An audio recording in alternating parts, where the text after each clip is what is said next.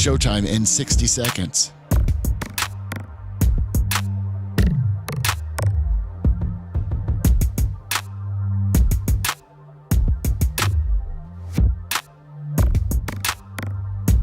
"45 seconds.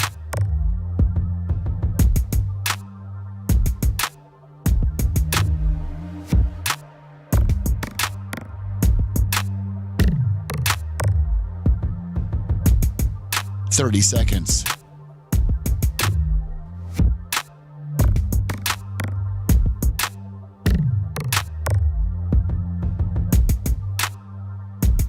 The show will start in 15 seconds, and this is your last audible warning.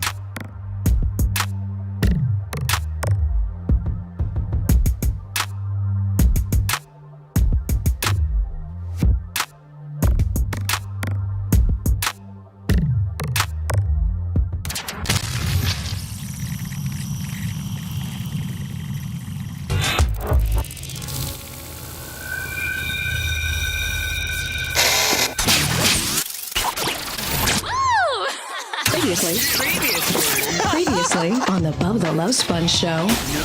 Whether you use marijuana for medicinal purposes or recreational, my mom was the most judgy person there ever was. Now she's doing 5 milligrams a day, but hasn't taken a pain pill in 3 years. You think she's ready to step it up with a sumo gummy? Wow. You're listening to the Bubba the Love Sponge show.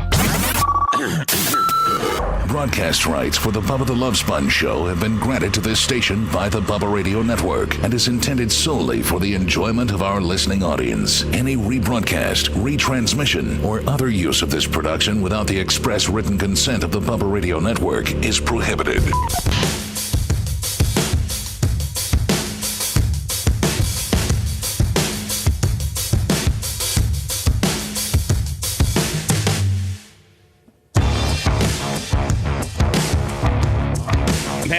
Put that hat back on, brother. What do you mean? Just saying, look, they caught me one time without having my hat on when I didn't have my hair did, and it was pretty rough. I'm not bald-headed like you. I'm not. You're not bald-headed? No, I'm not bald-headed. Probably got a little male pattern baldness in the middle, probably like you do. What's wrong with my head? Nothing. I was just saying to hurry, put your hat on. I always put my sunbelt on. Okay, we'll put it on. I got it. Your hair. See, if you'd actually put some product in your hair and slick it back, you look pretty damn good. It's 6 in the morning. Well, I understand it's 6 in the I'm morning. not dealing with no product. I got 4 dogs. Okay. So anyway, opening up, I just want you to know. Let me see what day it is. The 17th or the 18th, which is a Tuesday or a Wednesday. I got Matt Heller, the great Matt Heller. I think everybody knows Matt Heller. The horn blaster? The horn blaster guy. Has heard us talk about it. You and how you just, you're only a horn blaster kit away from being totally in trouble. Yeah, probably in trouble. Troy Nelson, 25. Which, by the way, Troy Nelson, you were not first in. Glowbug got you by about 10 minutes. She rolled in about 5:50, 5:40. I can actually tell you when she rolled in. She rolled in early for the G. Lasker support. Glowbug, a Gloria Zach, a good friend of my family's. All married up now with Mr. Johnny Salt of the Earth, Angus. Let me see. I'm looking at my PayPal. She came in at, hold on, make it official, at, oh my God, 5:46 a.m. Oh, she was hard ready. to beat that. 5:46 a.m., 14 minutes before the show program starts. Gloria Zach comes in with the $25 Yippee-Yo Gene Lasker. So Matt Heller contacts me yesterday and says, tell Lasker we can do the install either on the 17th or the 18th. Just pick. And I think you're getting the spare tire delete kit where they take your spare tire and put it, they tuck it all up underneath there. And then you have to put your probably spare tire in the back of your truck. Leave it in the cab. Yeah, something Leave like it that. in the bed.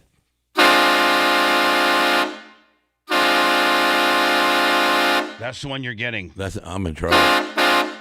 Oh, Oh, see, My wife will never drive with me well, again. no, I was going to get ready to say, just when Sarah and I are really starting to get a good friendship, and like Yeah, she feels more comfortable about talking. Historically, Sarah doesn't like men. Men make her nervous. Yeah. From all the trauma that she went through with her first husband and stuff. So she historically keeps her distance from just men in general, except Gene. But I've really started to make some progress on becoming Sarah's friend. Like I really have. Like we talk, and when I saw her at the event, she gave me a big hug. And let me t-shirt Will, $20 for Gene Lasker. And then, for Barb, she actually made it a point to come up and give me a big hug before she left. So I'm really feel like I'm making some very good progress with your wife. And now I'm giving her obnoxious husband this. So as soon as getting more obnoxiously. Yeah, so she's gonna be like, listen, I work on Gene on getting him more culturally savvy and a little bit more socially acceptable, and he hasn't been. I don't think you've been in jail since you've been married to Sarah. No. No, don't act like that's like. Hold on, don't go. No, I'm saying no. Like, I haven't been anything since I met Sarah. But don't act like I haven't that's even been pulled over and had a ticket. out of the question. I got pulled over, but I didn't get the ticket.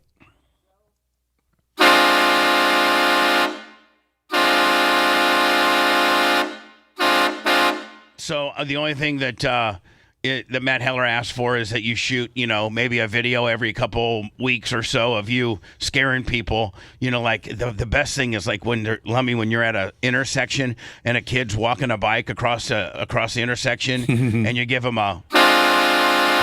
They literally come unglued. Oh, yeah. One time, man, I had one of my old Suburban, and I was pulling out of my neighborhood, and there's this old guy. I know it's not. Oh, no. I know this is not cool. Dude, I hope you sent him into having a seizure, man. That would be hysterical. Come on, give it to me. Was he flailing around on the ground? No, but listen, he was driving, and I pulled out, and he was on the sidewalk, and I gave him a. And he fell over on his bike. He fell over under the grass, and then he flipped me off, and he was like, all just full hot. As if Lasker needed to get more obnoxious. I'm gonna sit by a railroad track. Yeah, like maybe pull vertical with the tracks off the side of the road, like I'm working on it, like pulling the gravel. Yeah, and then somebody speeding up, gonna hop the track real quick. I'll hit that horn. Oh my God! They jam on the brakes over them Ripley's. Anyway, all types of different. I'm sorry, Gene, yesterday, I don't know if you saw, but we actually went through some of their various kits and horns that they have, and they got some unbelievable ones. And I don't know if you watch hockey or anything like that, but a lot of major arenas have these horns when they score a goal. And I think Matt Heller has done I think he did the Minneapolis one where the Vikings play. I know for a fact he did where the Falcons play, but they have all sorts of different sounds. Listen to this one. Oh wow! That sounds like a real. As soon as you hear that noise, you look to the left and the right. Engineering to Bubba. Engineering, come through, please. What if we put that on the instant replay instead of using the real horn at the strip mall studios? What do you mean? Just use the sound effects. Oh, come on, Macho. Macho, He hates that noise. You're the toughest dude that we have in here, ever. And you're scared of a horn. I mean, the only guy that I would put against you would be Rob Kahn. That's it. Other than that, Jimmy Cleavis would probably do pretty good against you too. But there's not a lot of people that I would pick over you. Oh man, the that's King. a loud one. Let me mark this down. The King 5. There we go. I don't know if Matt can stuff a King 5 underneath my truck. Can you imagine if Seth had one of these on his Volkswagen? He'd scare himself. Yeah, he would. He would be driving and he'd hit it. And he'd hit the sign. Freak out himself. He'd hit the sign.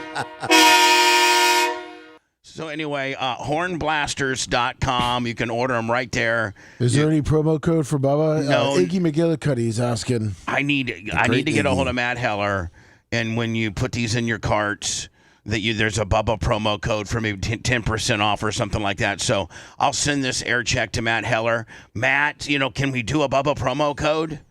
Right here, they got 10%. They got a little coupon that says get 10% off. Yeah, we got to spin a wheel. Yeah, you got to spin a wheel. Listen, we got to make Bubba Army feel special. The wheel always is on your side. Oh, hold on, 10%. It's always on your side. So, maybe we need to do, instead of worrying about spinning the wheel, we just do like a 15% off Bubba Army, right? You know what I'm saying?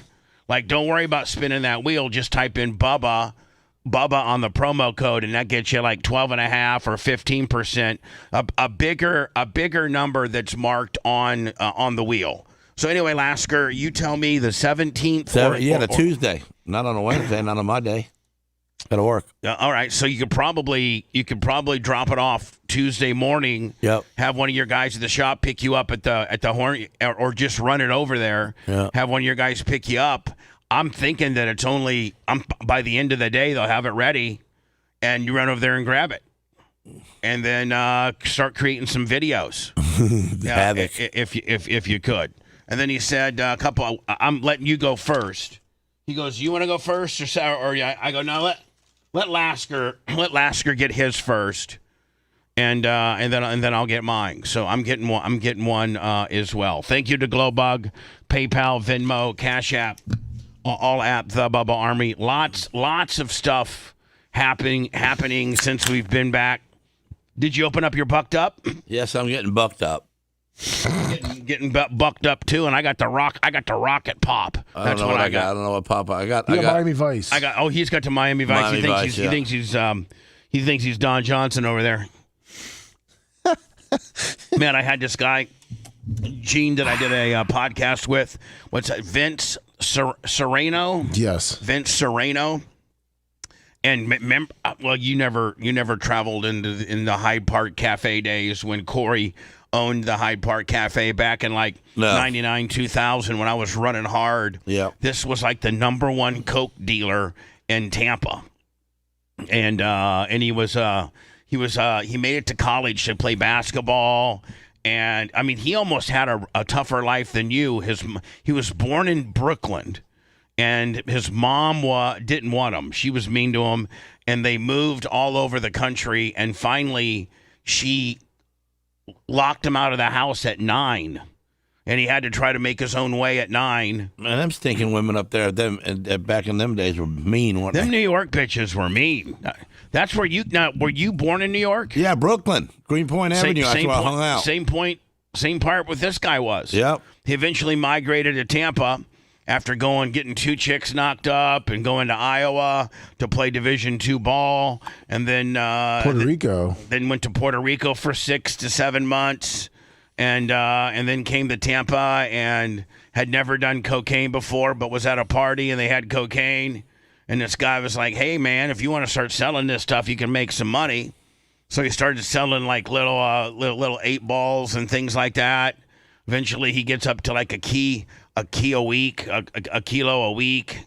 And it's a great story. And his barber is the one that clipped him. No pun intended. I guess his barber is the one that turned him in. Jealousy. Did 3.5 years of prison. Or he did his girlfriend. Well, he got 2 chicks knocked up. First girl he got knocked up, it really wasn't his. It was somebody else, but she tried to say it was his, and he didn't even know it wasn't for a while until he got a paternity test.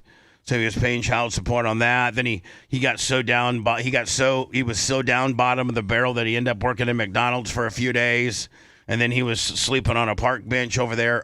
Let me kind of near where your our Airbnb is. Oh yeah, man.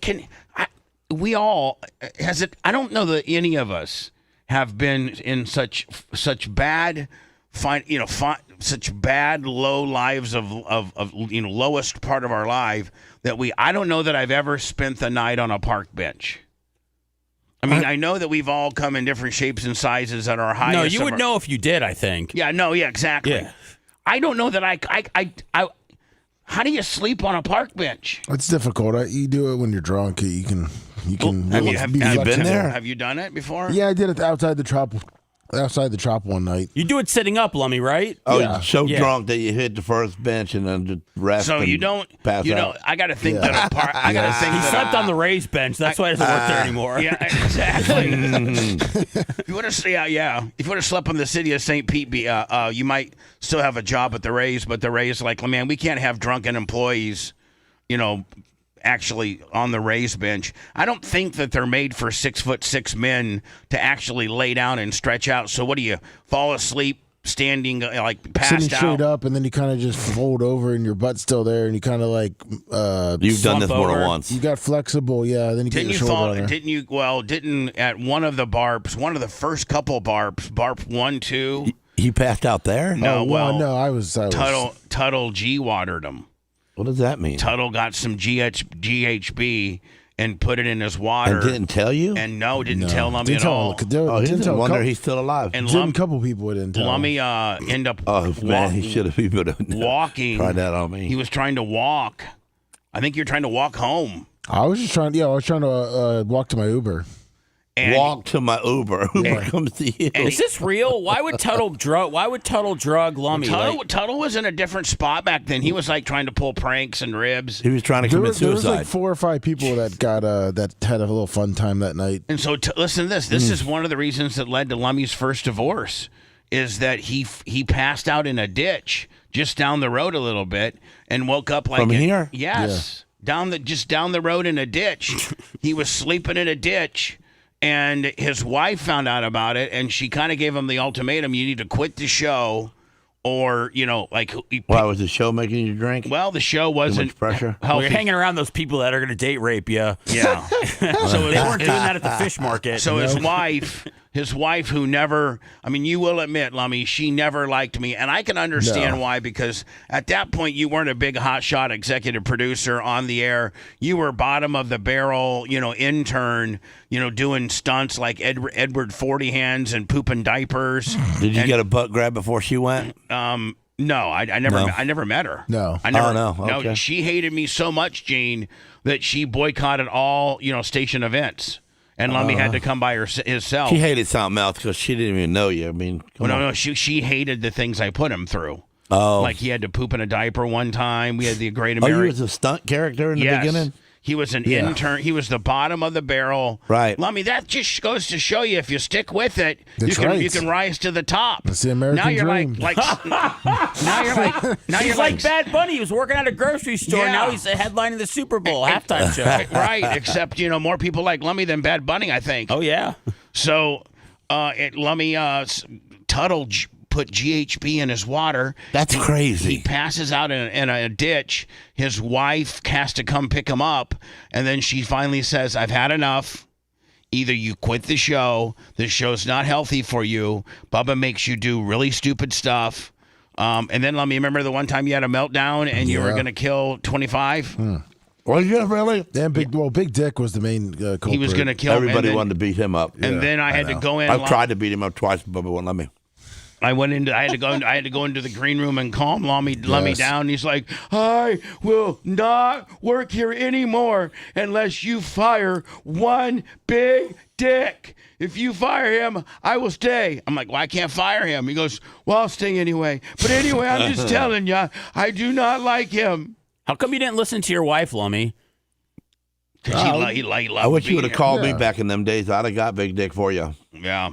I'm sorry. And you know what Gene. people don't realize, Lummy, and we didn't really accentuate it much on the Video Killed the Radio Star documentary. He is actually the one that stole it from the building, and He's a worm. and gave it to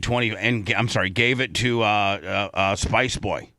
But he actually is the one that got the tape, transcribed the tape, and then gave it to Spice Boy, and then the chain of command. Obviously, everybody understands that. I should sue. Well, I can't now. It's statute of limitations. But he was a dick. He was such a jealous. But Tuttle said that he was the guy that put them all on copies and was handing them to everybody, all the rooms, for everybody to look at. Was he? Yeah. I think he might have been, Seth. Wait, no, that Big Dick was or Tuttle was? No, the Big Dick. Oh, okay. Tuttle. Said that he taped all of them. Put them all on some more DVDs. He duplicated them. Yeah, duplicated them. He's the one that duplicated them and handed them all out. Yeah, I think that's all over the Hogan v. Cox lawsuit. So a lot happened over the week, over the weekend, over just last night. They have a person in custody now on the Savannah Guthrie's mom, Nancy Guthrie. They got a person in custody. They've been released. Oh, they have? Yeah. So does that mean? So if they get you, if they bring you in to question you, and then they let you go, Seth, doesn't that mean you didn't do it? Maybe, or they at least don't have enough information. Unless they think that they're releasing somebody that's going to end up leading them to her. I would assume they're probably cleared. Well, they were.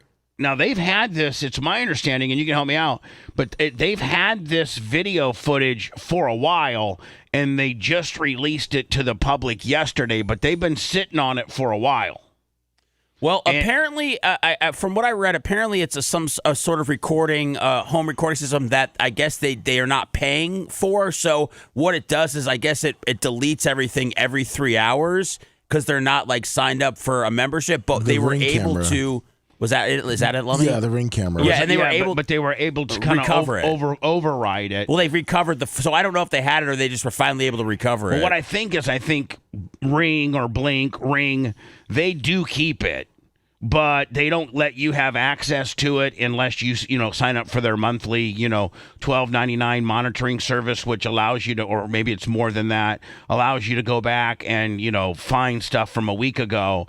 But if you don't subscribe to that monthly service, then you don't get that. But as a corporation, they keep it. They just don't let you see it unless you're a subscriber. So they probably, it took some time for them to get, Ring probably had to get court subpoenas, right?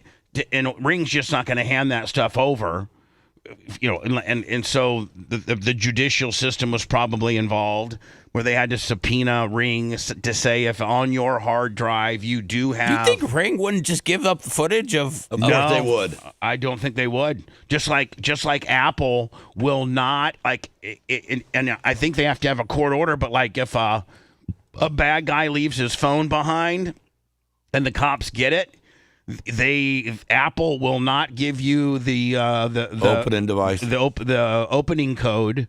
Unless it's a absolute court order, and the police and the FBI and everybody have to jump through all kinds of hoops. Even if if this phone was used in the commission of a murder or anything like that, they still have to have a federal judge make Apple give the authorities, Man, that's a tight policy. Hopefully, Droid gives up the numbers faster than Apple.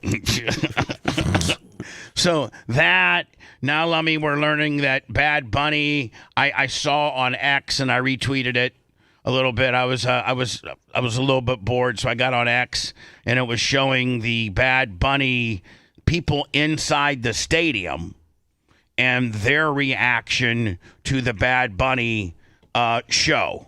Not many people were moving. And not very many people were moving. I think that as much criticism that I've taken, that I'm old and that I don't understand that, NFL's trying to be global and they're trying to incorporate the Latino lifestyle and pay homage to Puerto Rico and all that kind of deal. All I know that I wasn't entertained, and I absolutely love the NFL. I'm absolutely probably the template of the NFL fan that pays an exorbitant amount of dollars to be able to see all NFL games.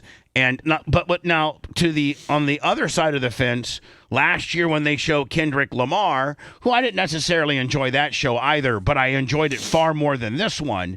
There was people that were doing stadium shots, people inside the stadium, and the stadium was rocking.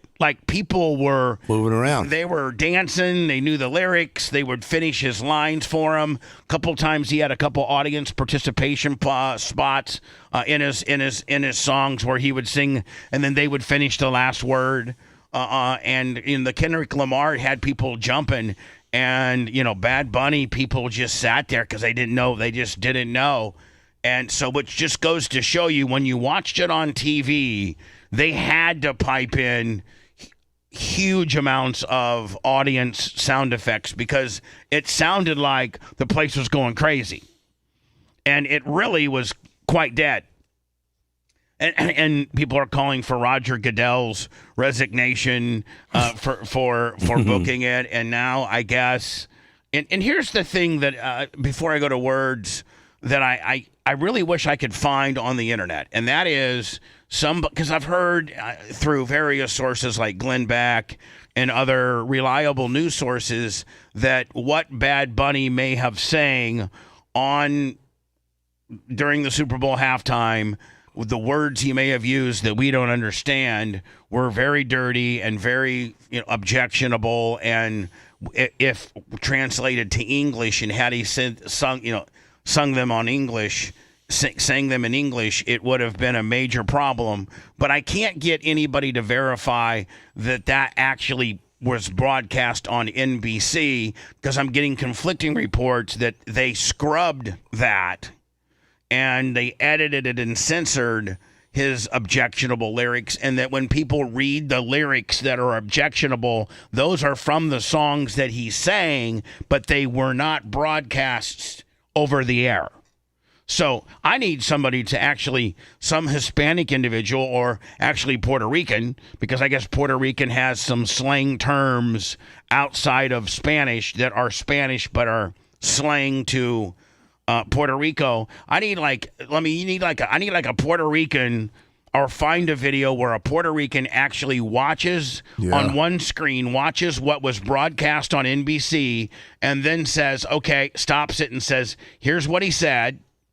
And then he tells you what he says. Then he continues on and says what he says. I haven't seen anybody provide that yet. I've just seen people read transcripts of what may have been broadcast, but a lot of people are debunking that by saying that is the original lyrics of the song he was singing, but within the song he was singing on NBC, he did not say those words. Those are the words that are on the album, but the words that were sung under during his performance of the Super Bowl, they were legal. They scrubbed them, beeped them, used other words, and those words were not uttered on, on terrestrial television airwaves. Why didn't you ever learn Spanish? Why didn't you? Well, I wasn't a talker. Well, I'm not. I don't. You talk for a living. I don't. Why would I? I did really good with English, Gene. I was killing it with English. Wondering why you did. I didn't, because I took Spanish. It was stupid. I took Spanish my 9th grade year and flunked out of it. Me too. I flunked right out. I flunked right out. Yeah. I did, and I just, because I'm like, I can barely. I'm getting a C in English. Why do you think, I'm getting a C in English? I can barely pass English. Why do you think I'm going to do any better in Spanish? Now, and I grew up and was indoctrinated into English. Why do you think I'm going to be able to pick up a second language when I can't even master my first one? Right. But what is all Spanish people got the same Spanish lingo? No. So a Cuban's a Cuban. Well, no. Cubans, I think they speak Cuban. I think that they're all Spanish derived, much like this. People from Massachusetts say car. Right. We say car. You know what I'm saying? Yeah. So I think that there's, region. A little twang between here and New there. York, Arkansas, Illinois. That's everybody. Yeah, Water. everybody's We all different speak English, Water. but it's regional English. You know what I'm saying? Like Canadians. Yeah, hey there. Don't you know? Like, we don't say that stuff down here. We say y'all and things like that. So we speak English, but it's regional English. I think it's the same way for Spanish. Yeah, there's Cuban Spanish and Puerto Rican Spanish. And then there's what about Dominican Republic Spanish? Yeah, and there's Mexican Spanish. And then there's So Mexican is Spanish? You can't tell a Spanish guy that he's Mexican. No, but a Mexican guy speaks Spanish. Wow. And then there's Spanish from Spain. And then there's Spanish from, Haiti. So, like, Spanish is the crux of the language, and then they just regionalize it and have certain words that people like something in Haiti might not mean the same as Mexico City. That's just confusing. Well, it's the same thing. We do the same thing. We do the same thing with English. Like what? Like park in a driveway and drive on a parkway. Well, I think it's a little bit more than that. like you can't go to Chicago and be like, "Hey, how y'all doing?" Oh, okay, I get you. It's like up there, it's you guys. The twang. Hey, how you guys doing? Everything's you guys. Like for instance, in Indiana and we call, like, if I was to give you a Pepsi, we call that what? A soda. A soda. They call it pop up there. It's a pop. You want a pop? So we call it a soda. So that's regionalized English. That's what we do. Okay. And so Spanish has the same thing. Can you scour the internet to see if anybody did a breakdown like that? Because I'm hearing now that a lot of people are calling for the FCC to get involved. And we can't say bad words or stupid stuff. I mean, some of the stuff that they're alleging he said is very problematic. Hey, what about Cajun language? Well, Cajun's even, that's even more of that's a region. Even way regional. Yeah. So let me see if you can find that for me. So we got the Guthrie deal. We got the Bad Bunny deal. We got just all kinds of things to get to today. And, of course, it's Gene Lasker Day, which automatically puts people in a good mood. And usually Lummy is a pretty good financial windfall for when we have that Gene in here.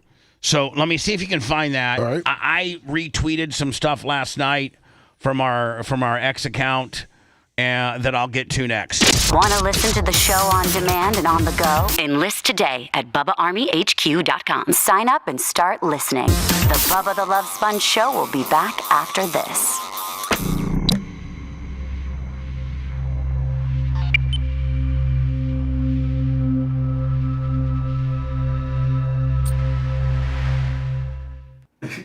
Hold on. Maybe let me look it up. Let me give me that air check for Heller.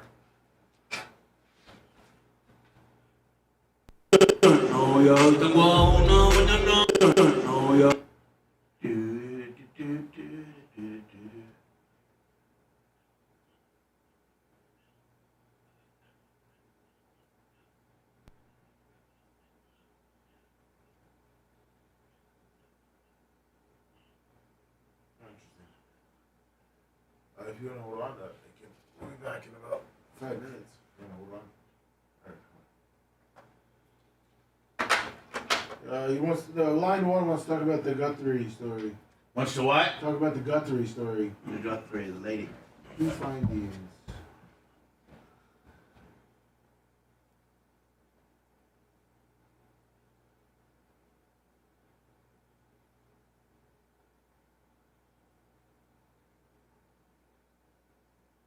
I think the test to get a vehicle, you're going to have to read it in English.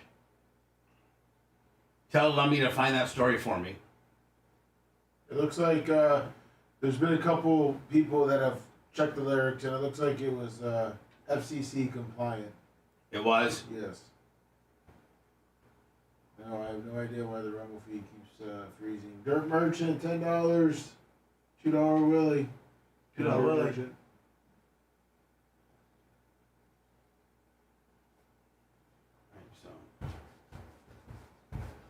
Story, Gene? What's that? What was the story? It's to get a driver's license, you're gonna have to. It's only gonna come in English.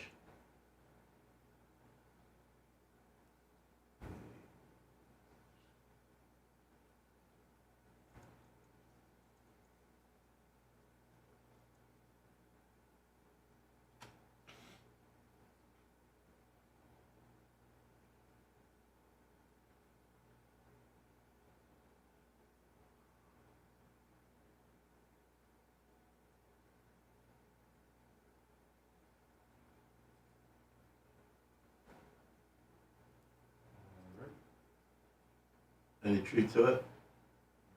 Yep. No. sent you a story on it, Bubba. Another story from Lasker. English requirement now in effect.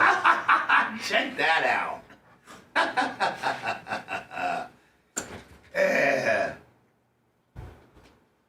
I do it. Because we need a filler. We'll come back. Starting today, big change in how drivers. Starting. So does that mean, man, look at Jen Epstein, how fucking hot she's dialed in. Ooh, she sure is. Hey, I thought it was Seth. Seth's coming back in. Seth's here.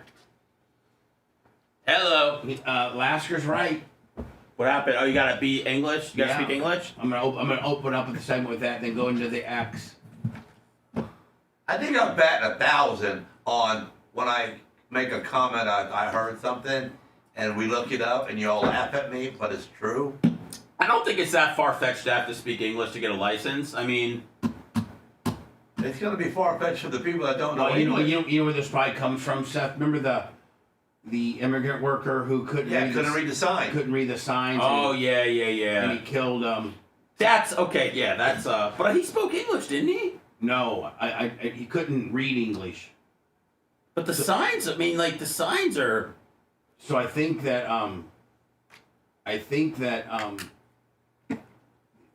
maybe not speak it, but you have to be able to read it and understand it. Hopefully the signs at least. Yeah. Did you see where the Pacers traded 2 number 1s for some fucking center? Oh, Zubac. Is he good? I think they might be. I think they got him to have him next year. Yeah, they don't get him this year. Well, they're like the worst team in the league. I know they've only won 14 games. Yeah. I looked that up today.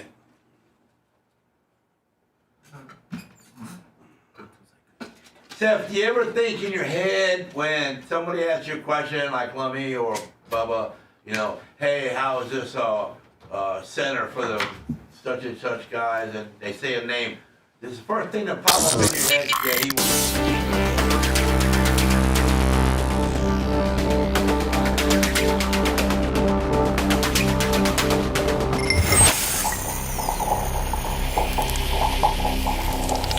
Sometimes you just need a good electrician. Whether you're remodeling your home's electrical system looks like a bird's nest. When things aren't working properly, you need to find an electrician who will complete the work efficiently and correctly. E&E Electrical Services, LLC serves Brooksville, Spring Hill, and all of Hernando and Citrus counties. With 14 years of experience, they know how to handle your electrical needs. Also fully licensed and insured. More information, call E&E Electric now. 352-631-0867. E&E Electrical Services, LLC. That's E&E Electrical Services, LLC. He's the Rasputin of radio. He used to be a porno actor like 15 years ago. Bubba the Love Sponge. It's not a porn party. Back to the sponge. Bubba the Love Sponge. Lasker, before we went into words, said, I heard that in Florida, you gotta speak English to get your driver's license. And we're like, Gene, we didn't hear that. We didn't hear that. Lummy, look it up. Well, I didn't say it that way. I asked him. And then Gene comes back with a, hey, Seth, I'm batting 1,000. I think I am batting 1,000. I think everything I've ever brought to the table has been right. I don't bring all that much to the table, but what I have, I'm dead nuts. And then he says, hey, Seth, when Bubba asks you about a NFL or NBA player, do you ever, in your head, rather than to analyze the guy, you just think about what his card's worth? And you don't really think about the guy. And Seth goes, no, I really haven't thought about that, but maybe I should. I might be making more money that way. Oh, you heard me? Yeah, I did. Well, I just figured, when you say, hey, how's that basketball player? And in your mind, you pick he's only worth $1.50 on a card. Yeah, he's a $1.50 guy, That means he's a $1.50 guy. I mean, he'd be a jobber in the card world. Yeah. Right, see? Hello, who's this? Hey, it's Fergie in Palm Harbor. How are you? Good, Fergie. How are you? But by what means do you catch the show? I catch it on the old school AM radio. AM 820. That's phenomenal. Thank you, my friend. Now, what can we do? What can we do for you? A couple things on the camera. I've read this really fascinating thing. The guy screwed up without knowing about it because when he tore the camera, that thing continuously records over itself. If he had just left it alone, it would have kept recording over itself. But because he tore it off when they went to look in the server, the last data that was there was him. So since he tore it off, he stopped the recording, which means they captivated him tearing it off. Had he not torn it off, this is what you're saying. Had he not torn it off, it would have eventually recorded over itself. Yeah, quickly enough that they probably wouldn't have preserved it. So actually, he screwed that up. But the other, which is fascinating. Hopefully, it helps catch this guy. But the other thing is, you guys talked about Adam and Fenderworks the other day, and my wife's car needed some work, so I called back in. You guys might remember I called back in. You told me again over the air, and then I just set it up with Adam the other day, and I'm bringing the car in this morning. So thank you. That guy is great job he did on my truck, man. Oh, he is just a great dude.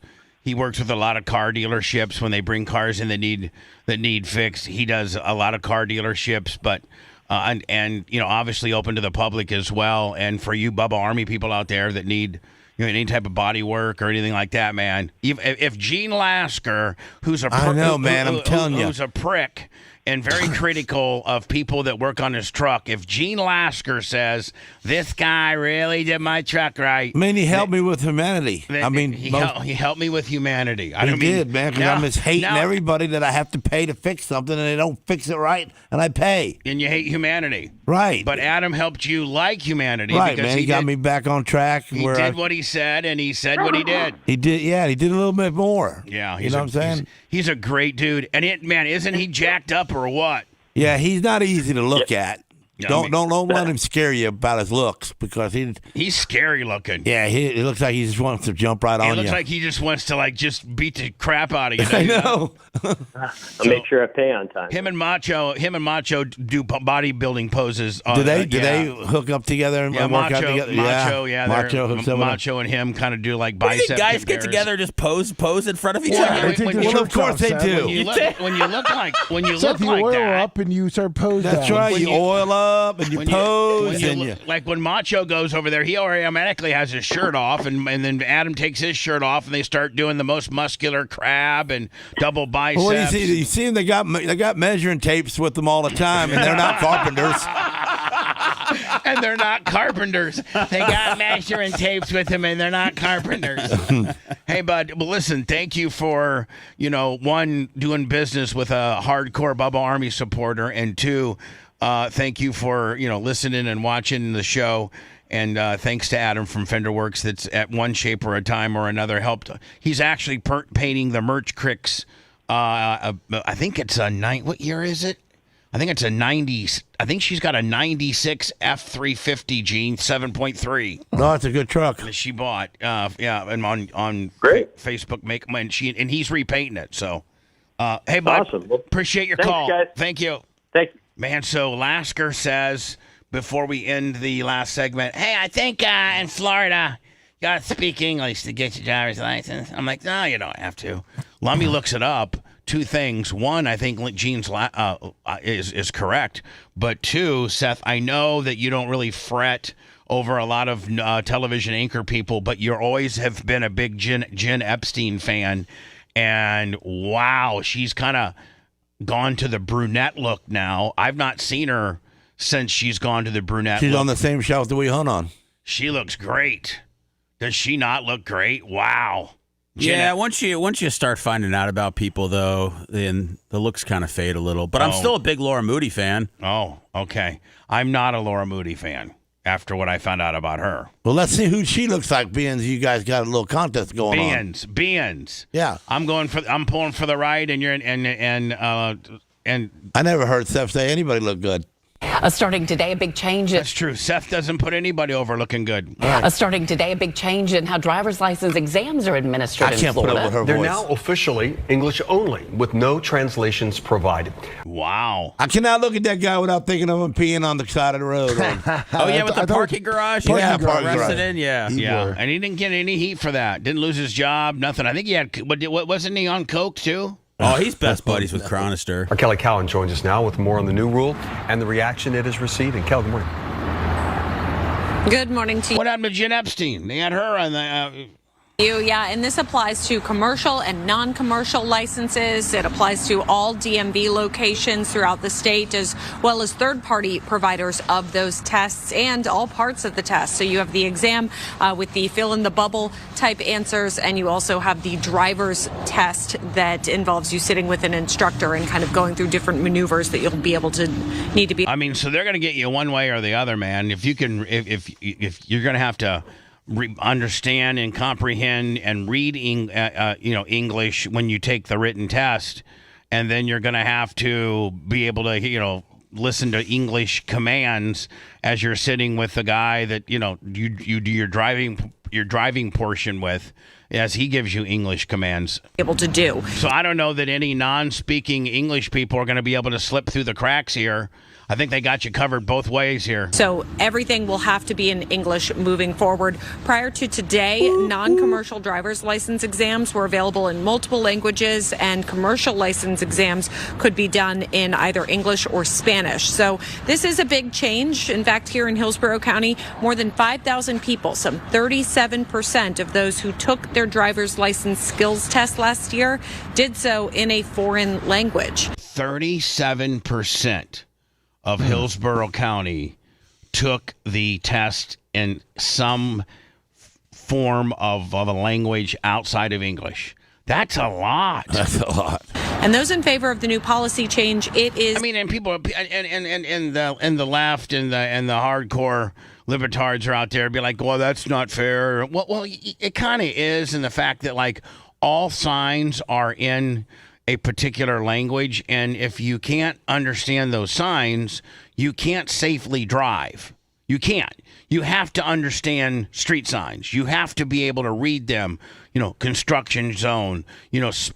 Speed limit, school zone. And if you can't read them, you're.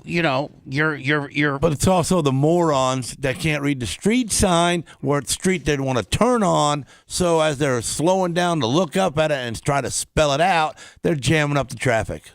Say it is going to make things a lot safer. They say drivers need to be able to read our road signs, which are in English. But critics have pushed back on that logic, saying that road signs in the U.S. already prioritize universal symbols so that they can be understood very quickly without even having to read words. So you're saying now that we're a bunch of monkeys and that we just have to learn. I mean, monkeys can learn symbols. They can. Primates, monkeys. The animal that's most closest to us human beings can learn a symbol and what it equates to, but they can't read. Well, you know what? I bet you there's some monkeys that can read out there. And they also point out that the change doesn't stop non-English speakers, whether they're tourists, immigrants, or citizens, from driving on our roads. The fact of the matter is, if you can't read the sign, as far as the speed limit, where you can turn, et cetera. Johnny Alvarez has got it all figured out, doesn't he? And Johnny Alvarez seems like that he might be from. He's fluently English. I mean, I guarantee you English probably wasn't Johnny's first language. No, but he's learned it. And he's a driver. And you know what? They got him listed as a bona fide driver. That's right. Et cetera, et cetera. You shouldn't be driving on the highway anyways. I think people will start driving without a license because they still need to get to where they're going, but they're going to have to do it somehow, and it's going to turn out to be illegal. Brilliant. Absolutely brilliant. I think people are going to end up driving anywhere because they got somewhere to be, and then that's going to end up being illegal. I mean, that's happening, whether you speak Spanish, whether you have your license are suspended. I mean, you're going to where you need to go. Even if you do speak Spanish, even if you do speak English, Seth, there's a lot of people driving up and down the roads that don't have a valid driver's license. Big time. I mean, while they're tweaking things, how about you got to be 18 to get a license? Can we do that one? You know what? I wouldn't be opposed to that. Why? What year can you get them now? 16, right? Well, actually, 15 with the permit. Yeah, 15. If you take a driver's course in school, you can get it at 15, and that's a learner's permit, and that means that your mom or dad or somebody over the age of 21 that's related to be riding with you has to be riding with you, and then that means the day you turn, if you get your learner's permit at 15. Then that means the day that you turn 16, you can go in and apply and take the test. Otherwise, you have to go in at 16 and wait a year, and that's your learner's permit year, and you don't get a driver's license until you're 17. So my son, took the driver's course at 15, and at whatever it was, at 15, got his on June 24th, his birthday, got his learner's permit, drove for an entire year. And that's when I had an F-350, Gene, so I would only let him drive. And driving a dually is far harder than driving a car. Oh, yeah. I mean, turn in and all that kind of. And I would make Tyler for an entire year drove a dually as his learning portion. And then when he went to take his driving portion of his test, I made him do it in a dually, and the guy and the instructor said, "Man, your dad is a hard ass." Yeah, because he had to parallel park a dually, and he did, and the guy and I'm like, man, you don't understand. This guy's a race car driver, man. This guy can drive anything. I just want to say I did not pass parallel parking. I got my license with driver's ed. I got 0 points on, but I still got like 7 out of 10. So you got enough points other places that you could the 3-point turn or whatnot. But I still cannot parallel park at all. And I'm out there on the streets. They should take my stuff away. So hold on. One of these days, can we get into a car and film it? Me teaching you how to parallel park. I'll teach you. What? Okay. What? Well, how about I try a few times before you start showing me so you can see my methods? Yes. I mean, absolutely. I'll sit in the passenger side. I go in head first and then just kind of angle from there. You can't do that. Going in head first is a recipe for disaster. Right. I know. Well, disaster is the only way I know. And I guarantee you scrape your rims too. Bubba, I would just rather leave my car in the middle of the street than parallel park. But with your new Volkswagen, I would think that they have Gene, like on a Ford, when you back up, they had those little beepers and beeps because you're too close to the curb. But they also have a camera, and it has a little line. Yeah, and you can look at it, but he don't know what that is yet. Yeah. Now, when you back up in your Volkswagen, does it have a backup camera? Yeah. And does it have those the lines that show you the little yellow green that show you the width of your car? Oh yeah. Do you know you know what that does? No, it's hard for me to assess those lines. Well, all you have to do is just. Do you believe in them? I don't. That's the problem. But should I? Yeah. Hey, Lasker, I saw that you snapped into a Slim Jim. Did you bring one for me today? You're always supposed to bring. I love Slim Jim. I thought you were on a diet. You want a cheese one too? I am on a diet, but usually he brings me a Slim Jim. You ready to catch it? Yeah. Oh, geez, what a horrible throw! I thought that was pretty good throw. Yeah, that went right over. Yeah, but hold on. Now, it's way too high. Are you sure it's extra? What is extra? Meaning, are you sure this wasn't for you? Oh no, what for me? Why would I eat in front of you? Okay. What? Gene is the kind of guy to give you his last beef sticks, Bubba. That's the kind of guy he is. Gene and I have been friends for so long. You want a piece of cheese? No. Gene's got cheese too. That's just the way we are. We were on the road for about 5 or 6 years, race car driving all up and down, the eastern coast. And I'd always order a little bit more food than I really wanted because I knew he was going to eat some of it. Well, there's a rule here that don't eat in front of Bubba unless you're ready to give it to him. Right. When did that rule happen? I never heard that rule. Really? Serious? Well, Gene, you didn't have to hear that rule because you already implement that in your life. Yeah. Well, I do that because I care about you. Yeah, and I care about you. So. Insurance experts worry that the change could exacerbate Florida's uninsured motorist problem.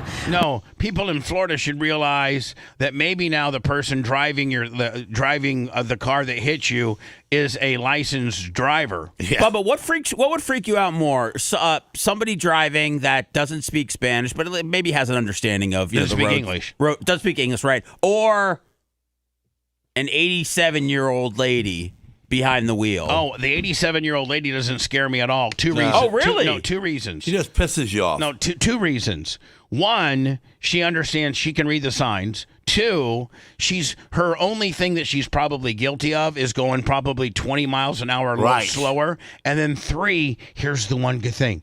The 87-year-old lady probably has great insurance. Okay. Right? Yeah, they always do. I mean, they got good insurance. The old school, I guarantee the State Farm stuff, right? If you would look at your mom, if your mom, Larry and and Elise, I guarantee you they got like State Farm or Farm Bureau or Progressive or Geico. Like they don't have the general. I mean, my dad's been in a couple of offender benders before with the neck brace Willie. So usually old timers that can afford it have good insurance. They usually do. But I understand. But aren't they dangerous? Aren't a lot? Oh yeah, they're dangerous. Okay. But they're not dangerous in a. They're not gonna kill you. No. They're going too slow, and they're just going to get in your way. But, the one guy that did a U-turn on I-95 and killed a guy, right? That's the guy you got to worry about because he didn't, More than 1 in 5 drivers in the state of Florida are uninsured, according to the Insurance Information And I think, man, like I got hit 3 years ago on my way to the track. I got rear-ended by a woman who didn't have insurance. And the only thing they get is a ticket, and then like when they finally do get insurance, it's a higher rate. But I think if you don't have insurance, go to jail at least overnight. At least, Gene, have like a 5-year or a 2-year license. Yeah, like you shouldn't be able to drive. That's the worst thing you can do is not have insurance and drive up and down the road. I have my insurance. I got like $3 million stacked for the people that don't have insurance. You have uninsured insurance. Yeah, man. It kills you on that payment. Policy experts worry that number is going to climb with the added barriers to obtaining a driver's license. The Florida driver's test requires proof of insurance. And because unlicensed drivers are unlikely to then buy auto insurance, Florida could end up with even more unlicensed drivers on our roads, which leads to higher premiums for everyone. Florida's already has the highest insurance rate in the country for most drivers. Can you believe that, man? We have the highest auto insurance rate in America, even more so than California. Should we write our congressman or woman? How do we do that? I mean, what are you going to write? Rick Scott, the guy that has the highest fine in the history of and pled. I'm going to write, this sucks, man. You'd be like, yeah, I'm going to plead the fifth on it. He pled the fifth 56 times when he was being deposed by the federal government on his shady health practices when they were scamming the Medicaid and Medicare out of billions of dollars, and he's bought his way. He's a senator, and before that, he was a 2-time governor. So I can't really say that I hate a lot of politicians, but especially I tend to skew Republican. I hate Rick Scott. I hate him. He sure got all the way to the top with no problem whatsoever. Money. For a lot of people seemingly disliking him. Money buys elections. And experts are saying that that's due in large part to the exceptionally high number of unlicensed and not unlicensed, but uninsured. I sorry. That's what she just said. It's cold out, man. I'm sorry. And experts are saying that that's due in large part to the exceptionally high number of unlicensed and not unlicensed, but uninsured motorists that we have on our roadways. Those big teeth are hers. Oh, okay, no. Kel, thanks. You don't got that big of teeth. You messed up when you're throwing it back to the studio and the guy just says thanks. Thanks for screwing that up. Screwing the outro. Hello, who's this? Hey, what's up, Bubba? It's Pro Wrestling 91. How you doing, bud? Good, bud. I'm still alive. Hey, not to change the subject, I know you guys were talking about they let that guy go. My question was, if Dan would have been here today, but you might know this, if they do a raid, because I was up in the middle of the night because of my terminal illness and stuff, and I sat there and I saw the very first interview with the mother-in-law, and at like 3 o'clock in the morning when they interviewed her, Eastern time, and they were talking about how they busted down the doors and all this and took everybody's cell phones. My question is, so if they let him go and they find out he had absolutely nothing to do with this, can they go back and sue the city or something for tearing their doors down and everything? Hell no. Or is it just, hey, it's a cost of doing business? Well, I mean, they can't sue the city for anything. City's trying to find every shred of evidence they can, and if they had to tear a door down to have access to the place, they need, but I mean, I think. Are you married? I mean, I think that's the last of anybody's mindset as to whether the city replaces a door or not. Yeah, no, I was just curious because it's just like if you're an innocent person and let's say you're poor and you can't afford to fix the door, what do you do? Yeah. Or you just wonder if the police, if the police department says, "Hey, sorry about that. We thought you were the right, the right Listen, person." the cops, man, if they pull you over and think that you got drugs and the canine hits and says you got drugs and you really don't, and they tear your upholstery apart and rip off your door panels and the whole 9 yards and don't find anything, guess what they do? They give your car back to you and with the ripped off door panels. That's rude, ain't it? Yeah, but that's what they do. Yeah, that's crazy. So that is crazy. Do you really got a terminal illness? Yeah. Are you married? Yeah. Yeah. So it's at been 3 really o'clock hard. in the morning when you wake up, you don't roll her over, but you'd rather think about politics? Oh, my. Well, no, it ain't that. I It's mean, you just ain't got that long with to my go, family. bro. You might as well, cash up on No, something it's- before you go, not just think I'm about just politics doing a that you lot of- can't change. Gene said, man, stop Right. worrying about the Guthrie gimmick in Arizona and starting to get some of that last of life ass that the old girl might have for you. Yeah, no, that's going good. I'm just, it's just one of those deals where, I'm in severe pain all the time. I'm in what they call hospice CC, where they got me on comfort care, where they try to, oh my God, dope me up. I mean, that means, don't get mad at me, but that means usually when you're in hospice, that means like you ain't got much, you ain't got much longer to go, buddy. Hospice don't want you around because they need another bed. Well, Gene, Right. a lot of times hospice. You're right. A lot of times hospice, definitely yeah. Listen, But I just want to call. I was just curious about that. But hey, I love you, Cuzzos. I love you guys. I love all of you. Love Bubba Army. Hey, Thanks good a luck lot, to you, Bubba. bro. Good luck to you, buddy. All right, thank you, Hopefully you Lester. last a little bit longer. Maybe buy that new $53 bundle for at least you can get some Bubba Army Alpha 25 and smell good when you kick the bucket. Have the new perfume on while they send you to the morgue. Just kidding you. Just trying to be a smart ass, my friend. So sorry. Trying to bring back some old Bubba stiffness, if you will. I'll be dying on Thursday, but I'm going to smell good. Hello, who's this? You're on the air. Hello? Yeah. Hello? Who was it that said that they cannot parallel park? Who cannot parallel park in this day and age? Probably I you. can parallel park a semi. All right. Well, Seth can't. And I don't need your, smart ass commentary to piss him off. I like it. Come on, face me some more about your parallel parking semi. I mean, it's not hard. No, it is. It is hard to park a semi because I've done it.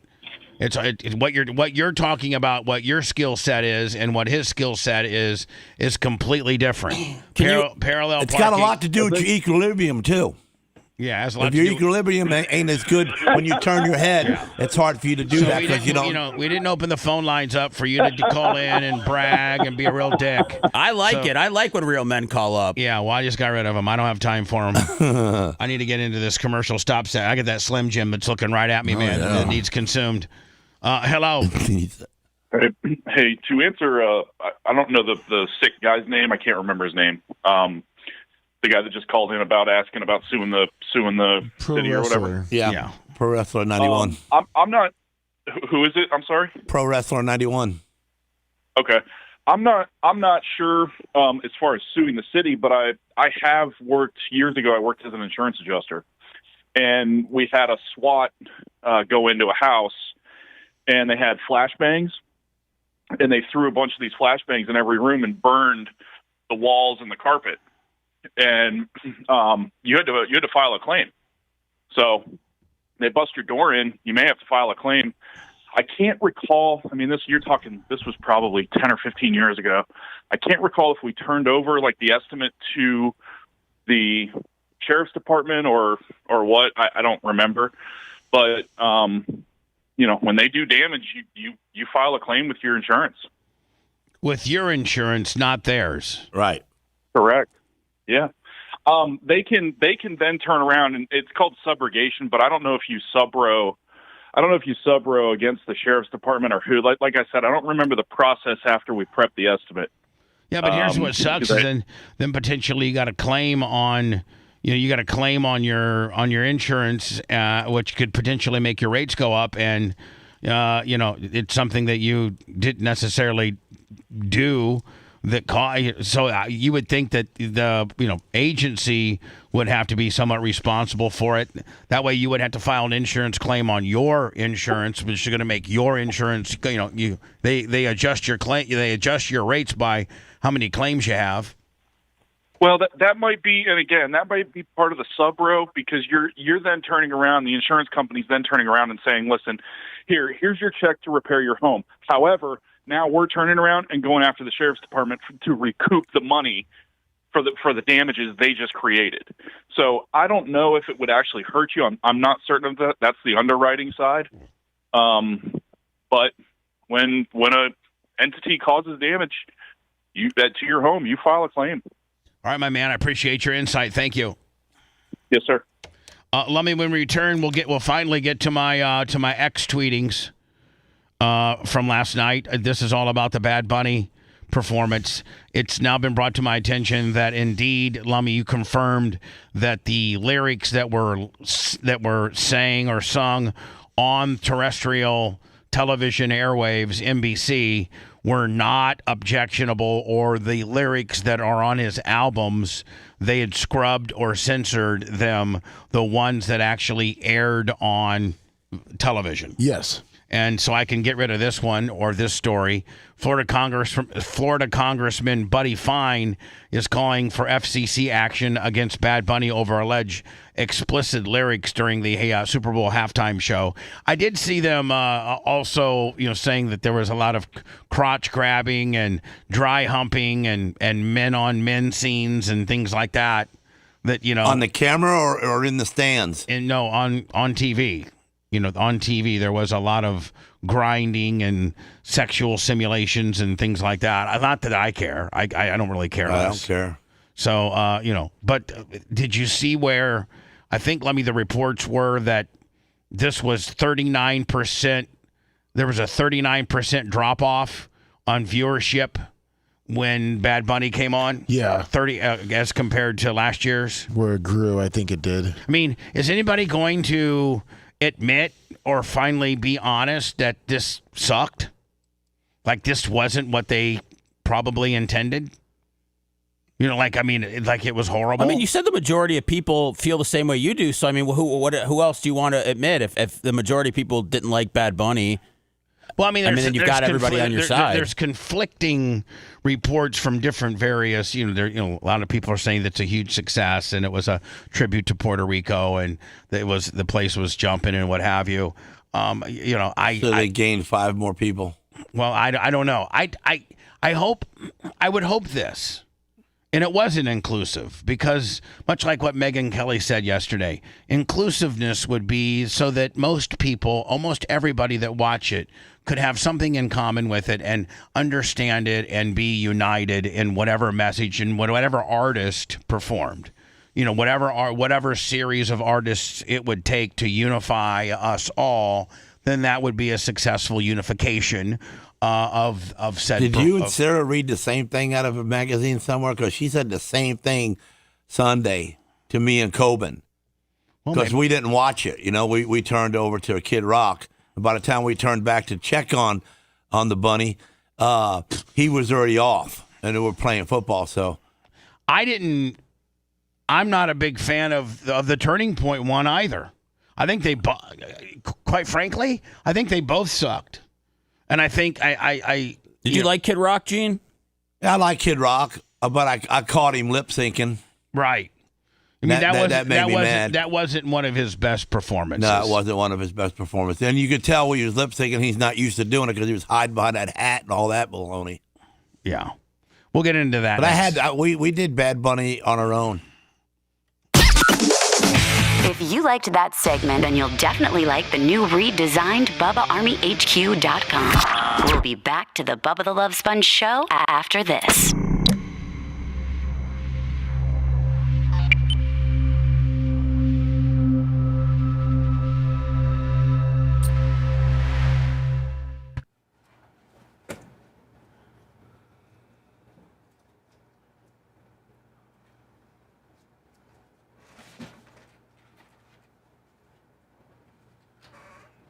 I gotta eat my motherfucking Slim Jim. Slim Jim.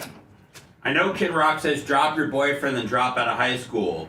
I got a whirlpool, don't even ask. Licking pussy underwater, squirting bubbles up your ass. That's what Kid Rock says. Those lyrics are tattooed in my brain.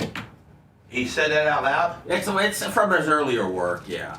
No, but it wasn't broadcast, was it? No, that's from Devil Without a Cause. That's just that was his most. Back when he was a rapper.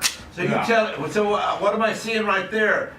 He's hanging out with Lady Gaga. Lady Gaga. I loved her for a moment. You done with her? Yeah. She's a freak of nature. Why? Just her remarks to the country, to people.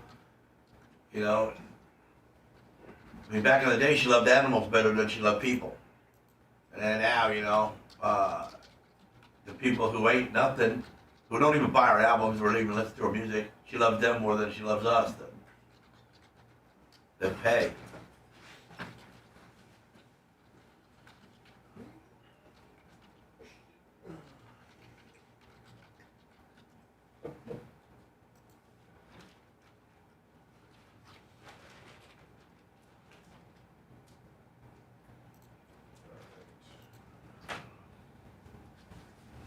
Oh, I got my Kid Rock private concert footage on my phone, Danny. I saw it when I was looking for my 3 Doors Down stuff back when I would record concerts. Did you go to the one at the Amp or Emily? Mantra.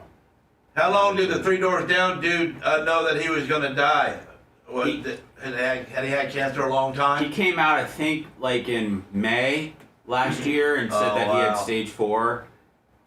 And so he was a pretty cool dude. Bubba interviewed him, and we sat down on a big couch in some room over by the when we was at Zephyr Hills, and he was talking with the guy. They were just stupid rednecks. Yeah, all of them, 4-wheelers, and that was it. They were bragging, "Yeah, man, now we're going to make some money." They hadn't even had that money. No, they were bragging that they're going to finally get to buy some jet skis. Yeah, jet skis and 4-wheelers. They finally got their first check, Seth, and they're like, man, we're going to buy jet skis. That's right. We're going to buy some jet skis. Then we're going to get some 4-wheelers, and then we're going to do this out there in the woods. Yeah, they were just strictly the guy from next door. Well, we had them early. We had them in the beginning of life. Well, in the very beginning of their career, we had them. Yeah, very beginning of their career.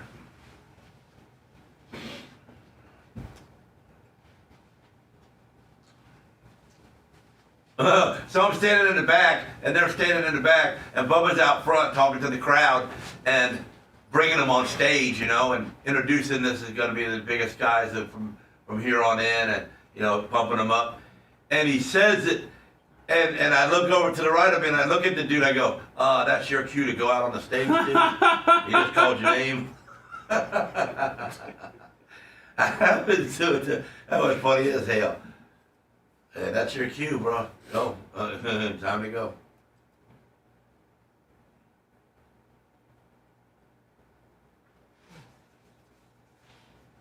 You can tell that they hadn't done that a lot in their life yet. You know, they wasn't professional yet. They were still a little nervous and. No, they were great dudes. They did a lot of the USO tour stuff. Mm-hmm. I don't know if that's. He was a down to earth dude. He was. That's how they connected with their audience. It wasn't complex songs or anything like that. It was just stuff people could relate to. I don't think I have any Tet McMillan, Joe Mama. I kind of just shifted to the Bears rookies with Colston Loveland and Luther Burden. I definitely had some, but I definitely sold them. Well, you know what? I actually might have one. I think I have a pink optic one.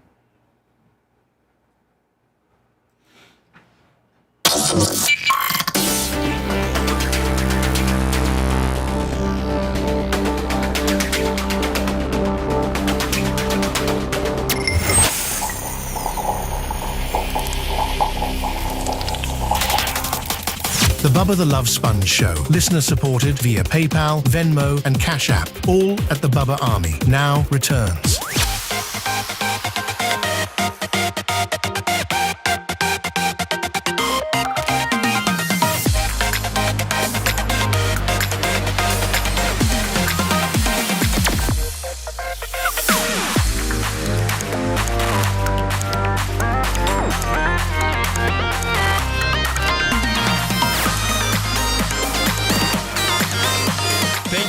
Gene Lasker for the Slim Jim, and that was a thick one too, buddy. It was they make thicker one. They make the thin ones. Oh, okay, they make a fatty. And I got the fatty. I got a mild for you too. Oh yeah, thank you very much. And preliminary reports are coming in. Benny Johnson says panic. Preliminary ratings show viewership of Bad Bunny halftime performance tanked at 39% from last year.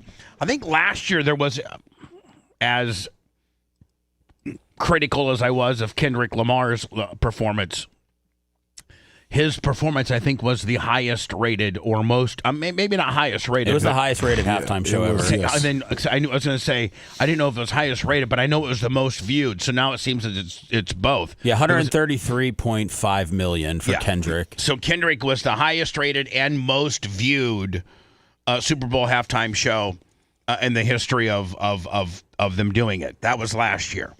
This year, it said that the Super Bowl performance with Bad Bunny there was a 39% drop from last year's. Now, that's a lot. What's Benny's source? Because Forbes is reporting that it had 128.2 million, making it the second most watched halftime show of all time. But that's impossible. But hold on, Seth, you're probably right on that. But it's probably 30. That number being number 2. Probably still might be 39% less than Kendrick's of last year. Meaning, I think naturally the Super Bowl builds every year, and he probably has that luxury. But it was probably because Kendrick was so high, it probably was 39% less than. So this is very misleading. This makes it look like it tanked. Well, I just want to know Benny's source. Benny doesn't really have an article or anything. He's just kind of just tweeting stuff. So. Yeah, so what I'm saying is it could do well and be the second highest ever, but still 39% because Kendrick Lamar absolutely knocked it out of the park last year. So it's kind of misleading. Him tanking could still be a great number, right? There are starting to be people now or various footage that's hitting the internet or hitting X or what have not of people that were at the game. And now, if you watch the Super Bowl halftime show with Bad Bunny on NBC, I mean, now this is not uncommon because they do it for wrestling, and I know for a fact because I've watched them. But they'll pipe in sound effects, or they'll pipe in crowd noise. Or they've always been doing that for years. In fact, they also, I don't know if they still do, but I think they do. They have the actual ring mic'd up underneath the ring. They got 4 or 5 microphones that they pump through the sound system to make the ring sound, more volatile than it really is. You piped in the pig gimmick, got you put in jail. Yeah, I don't even have that on my. I thought I used to have it on my instant replay, but it looks like it's been replaced with the Cougar. Yeah, when I got one of the biggest problems that I ever got into with the killing of the pig is he didn't make a sound. When they killed him, he didn't make one sound. No, he died instantaneously, and the way that a professional hunter that traps wild feral hogs does. He made no sounds, but I was piping in these pig sound effects of these pigs squealing and raising hell. Mm-hmm. And so that got everybody, Seth, way before radio was visual and you were just completely, you had to do the smoke and mirrors with sound effects. I was piping in these hogs going, felt like they were actually fighting. It was called pig feeding time, and pigs, I guess, are really, really loud when they're eating because they're really food aggressive because they're pigs. And so I piped that in, and then when they arrested me, they're like, the pig was going through all types of pain and the sound effects. So when they came to arrest me, before they arrested me, they met me at the radio station, and I'm like, listen, guys, watch the video. Watch the video. The pig didn't make any sound effects. They're like, well, we got an air check from the the on-air portion of it. And I go, guys, it was sound effects. And so the 2 Tampa homicide detectives who'd been pulled off who had been pulled off murder cases, active murder cases, because Mark Ober and the state attorney was so hell-bent on arresting me and putting me in prison, pulled off 2 homicide detectives to come investigate my pig slaughtering. And so I met him at the radio station. I took him to the instant replay. Seth, the little instant replay machine that we've all grown up with in radio. And I hit pigs. And it was the exact same sound effects that they heard on the tape. And they're like, well, this explains it. And I go, if you guys listen to these sound effects, you'll see that it's multiple pigs fighting over food. And they wrote it down in the report, the sound effects, the sound the pig made when slaughtered was non-existent. Bubba piped in sound effects. That's been verified by us. So these 2 detectives went to the radio station. They verified that these sound effects synced up with the tape that they had heard, and I thought it was over at that point. I go home. I had to go back to the radio station like at 2:00 in the afternoon. I lived in Tierra Verde at the time. It's a 35, 40, 45-minute drive during the day. Meet the 2 detectives about 1 o'clock, 2 o'clock, show them these sound effects. They're like, okay, we're good. Yep, verified. And then they had the tape of the pig. There was no sound effects. At 6 o'clock, I get a call from Brent Hatley saying, hey, Bubba, you got to come pick me up and bring $1,000. I'm like, what are you talking about? I just got a call from Brad Harden and Dan DiLoretto. They need us to go turn ourselves in. We're being arrested for felony animal cruelty. Our bonds are going to be $10,000 apiece, which is $1,000. Do you have $1,000 I can borrow? And I go, yeah. And he goes, well, bring $1,000 for you and $1,000 for me, and come pick me up because we need to ride in the same vehicle. And I had to drive down to Orient Road Jail. And I had to be there by 7:30 or whatever time it was, so that, Lummy, they had already alerted the media what time our window was going to be to turn ourselves in so we could do the perp walk. Got out of the car, and it looked like the goddamn OJ. It looked like the OJ trial. I mean, every news station, the BBC, everybody was there, and hounding me as I'm turning myself in.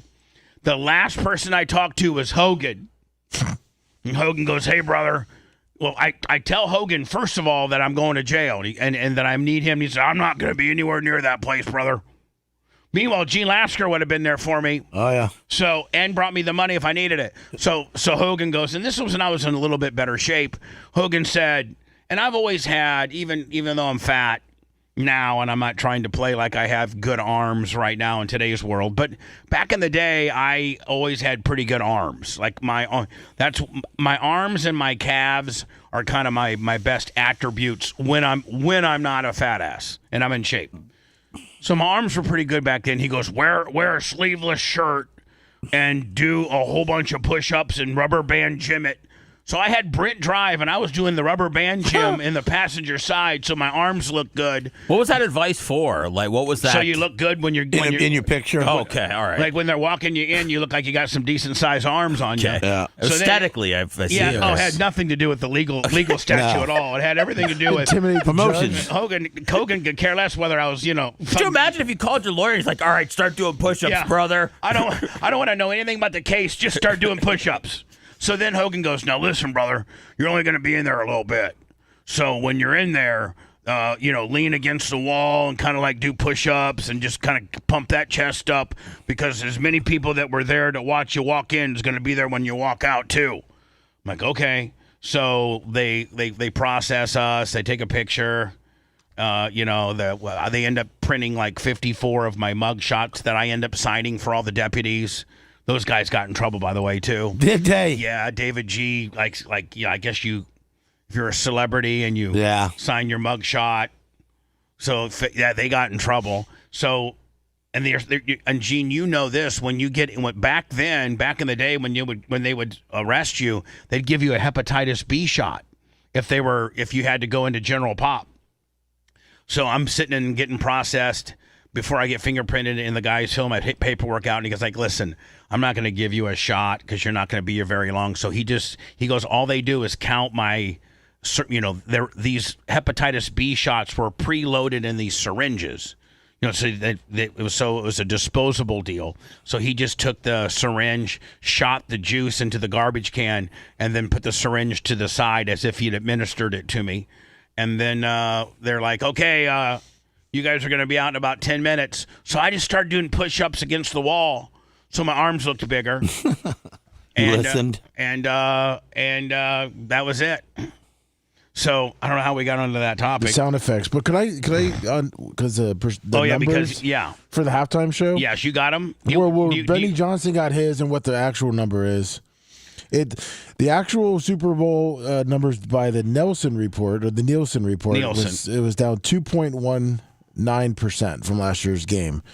The number that now hold on, the halftime performance or the game itself? They got for the halftime performance. Okay. It was down 2.19% from last year's halftime performance. So 2%. Yes, 2%. The one that Benny Johnson to 39%. There's a program called Simba TV that rates. That's Simba TV. We all got it. That's absolutely. That rates certain TVs. The only thing I know is the same Simba is Tom Bean's fluffy little dog. Yeah, it's a 48 million devices around the United States, and they used that number, and it was down 39% from last year. From Don't Bust Me Up Simba ratings, right? The Simba ratings. Here are various excerpts from people in the stadium, and again, back to my original thought, the NFL was, the production and what we saw on TV, is a very, very small portion of how large the stadium is, and the stadium was dead. They were not into this performance at all. They couldn't understand it. It sounds like they really couldn't hear much of it either. But when it was it was obviously a production that made for television, and so they piped in sound effects of crowd noise and what have you with close shots and things like that. Here are actually people that went to the game that took video of the crowd's reaction to the Bad Bunny halftime performance. Whether it was your cup of tea or not, here's how the people in the stands perceived it. This is the audience's response to Bad Bunny's performance at the Super Bowl.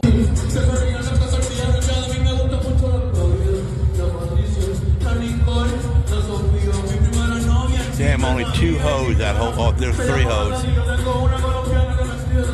Maybe 4 way back there. Wow. To me, even if you were even if you were into it, it sounds like they didn't have a very good sound system piping it to the crowd. No, at all. Like, I mean, even if you were into it, the quality pumped into the crowd seemed a little tinny. When you do an entire show in Spanish, don't expect the American people to react much to it. And as you can see in the video, only a couple of people were even dancing or reacting to this in any way. But the polls are in. Americans favored Kid Rock over Bad Bunny. Now, see, I watched the Kid Rock thing, and I'm with Lasker. It was not very good. I've seen him live, way better. And so and here's what sucks is that the NFL puts together something that instantaneously draws competition. usually the Super Bowl halftime show there shouldn't be any organization that thinks that they have a chance in hell to compete to run against them. But now you can. Probably there's other people out there thinking, we're going to do this next year. We're going to do that same thing. They probably set a template where if it's not your cup of tea, whatever it may be. And watch us. Let's say, maybe next year, okay, be careful what you wish for, because we're going to have a country guy, a rock guy, a rap guy, which, at the end of the day, I got to think that that's what they really need to do. They need to try to get, all cross sections of musical tastes and get everybody into it. But, now if that's not your cup of tea, they've, established but I think in order to do that, you have to have a pretty large established YouTube channel in order to be able to compete against the Super Bowl. I mean, by all accounts, I think there was only 6.1 million people watching the Kid Rock thing live, which I guess has shattered a lot of YouTube live of programming. It's like number 2 overall ever. But, the NFL should put together something that people shouldn't want to compete against. They're going to be like, listen, that sounds like a pretty good lineup for the Super Bowl show. That's something I might like. That's something that the average American that's an NFL fan See, here's 2 things. You have to, obviously, you have 2 audiences. You have the audience that's at the stadium, which is absolutely minuscule compared to your audience that's watching it globally. You got what's Levi Stadium fit? 80,000, 79,000, something like that? Yeah. And you got, 144 million that are watching the program via, the TV and are not at the stadium. So in the perfect world, you got whatever you put forth as your entertainment, it makes the stadium go wild and it makes people on TV go wild. I think they missed the mark here with this one, at least for the stadium. What's with all the trees? What was all that about? That was part of the Dominican sugarcane, which is what Puerto Rico's main claim to fame and their cash crop was. Do you know all those are people, Gene? They're all little people dressed in costumes. Yeah, Gene. All this shrubbery. $18 an hour. They see their little shoes. Yeah. Oh yeah. And so they just ran out there and then planted themselves in a spot. Yep. And Seth, how bad would it be if you're like, hey Seth, what's your claim to fame? Established radio personality, podcaster, card trader, good dad, Chicago Bear fan. Oh no. I was a tree at Super Bowl 60. Could you imagine if I was in the middle and I started causing mayhem, grabbing everybody and knocking the other trees over? My tree went crazy. Well, didn't they have when Bruce Springsteen was here? Didn't they have a bunch of volunteers that you were going to run out on the field? Well, I know there was a whole thing with him. I mean, but these people actually got paid. I mean, it said all of the rehearsal they made over. Here's the deal. They paid you for it. They gave you it was $10 at a lunch. Here's the deal. Yeah, anytime that they've had like a live studio audience set, they're all paid for people, whether it was, Yeah, they hired 200 people for the Kid Rock show. Right, exactly. And I guess, Lummy, were you looking to be part of the Springsteen crowd and it was $10 in lunch? Yeah, I sat in line and walked in the stadium and heard that's what it was. And yeah, that was. So you quit it then? Yeah. I left.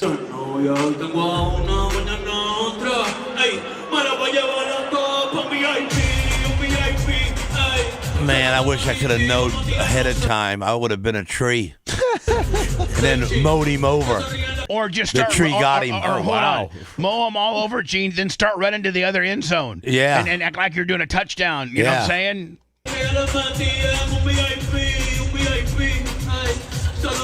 Now, see, if you watched this on TV, I mean, it looked like a big-time production, and it didn't sound hollow like this, and you were made to believe that the crowd was going crazy.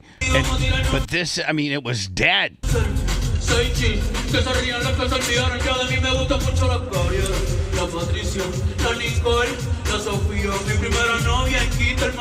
Are all them Puerto Rican girls? I guess. I don't know. Jessica Alba's there, Alex Earl's there, Cardi Only half B's of them got a Puerto Rican butt. I would say that none of these on back are Puerto Ricans. Right.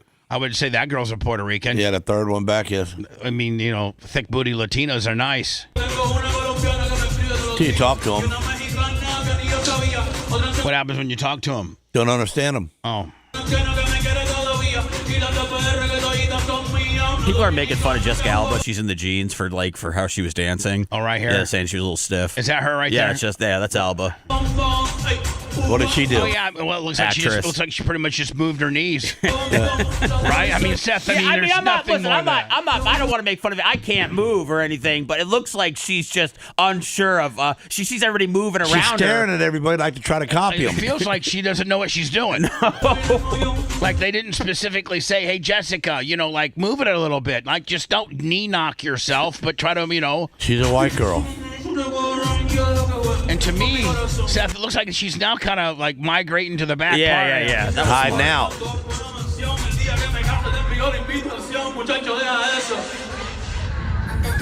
Oh, we got them coming from both sides. There she is again, moving. See, but it's just amazing to watch it from a person that attended the stadium's perspective compared to what we saw on TV. I mean, what we saw on TV looked like a big-time production, and everybody was behind. Like it was full sounding and electric, and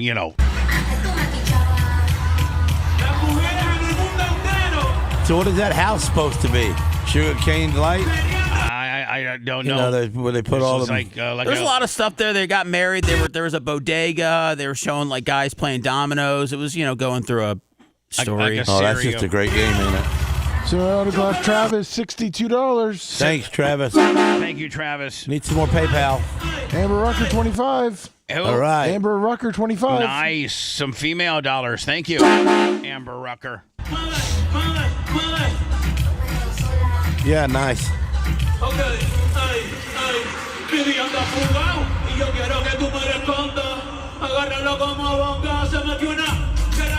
Now, do you think that the NFL is rethinking this? Rethinking everything. Seth, I mean, I'm going to ask you because you seem to have the most open mind. No. I'm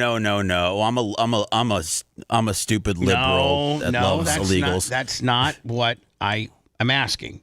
Quit avoiding the question. What I'm asking, quit avoiding the question, Seth. What I'm asking you is, there's been, all types of different, opinions about how successful or unsuccessful, or how good or how bad, or how about this Bad Bunny performance. Obviously, we're still talking about it. There's articles that come out daily about it. This much of a drop of audience, this much of a gain in audience, the second most watched, this and such and such.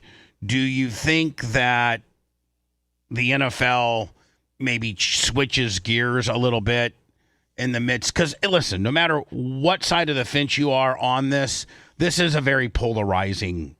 It didn't bring any unity at all. It brought polarization. Either you liked it or you didn't. What's the last halftime show that brought unity? Michael Jackson. No. I would say the one, and it was produced by Jay-Z, but where they had the little white boxes, apartments, and they had Snoop. Oh yeah, that was a good one. That was a good. I think that would probably, just off the top of my mind, be the one that I think the American public. It had something for everybody. And do you remember that might have been 3 Super Bowls or 4 Super Bowls together, but I think it had Eminem and Ice Cube and Dr. Dre and Snoop Dogg. Yeah. And I think it had, maybe. I went back to work and appreciated my black guys even more after watching that halftime. Made me, feel like, I'm part of the crowd. So do you think that this obviously is a crap storm one way or the other? Or do you think they don't care? Do you think they just don't care? And do they have to care? Well, you make an interesting point in the fact that maybe they don't. Maybe the NFL doesn't have to care. But I think that they need to care. They need to care what they're putting on there for 20 some odd minutes listen, anytime that you're going to put any type of programming promoting your brand by an artist, and you got the largest television audience of the year of any particular programming. The Super Bowl is always 125 to 150 million people. So if you got that many people in one place watching a particular piece of programming to potentially promote your brand, you probably wanted to make it as all-encompassing as you can. Do you think the NFL has a mindset, hey, this was great. We were able to tell the history of Puerto Rico. That's going to do good for us in the Latin community, and we're going to have a 4% rise in Latin viewership next year, with our main goal being that we're going to be global in, the Caribbean, or at least that part of the country here in the next decade. Or that would be one way. Or, wow, this didn't go so swell. We probably should program to who our current audience is, the people that pay $700. Let me say that if you were an NFL enthusiast and you were to be all in on every piece of programming you can buy to ensure the fact that you get every NFL football game, it costs $750. Yes. So do we skew our halftime entertainment to that person? Or do we worry about picking up some of these Latino scraps that are not even guaranteed that we're going to do that? It's just a pie in the sky, posturing at this point. I think it's insane that this is still a story. I think that maybe we could focus on who you want to have play next year. South Africa. Bad Bunny, Taylor Swift, and Drake are the three most streamed artists on the planet.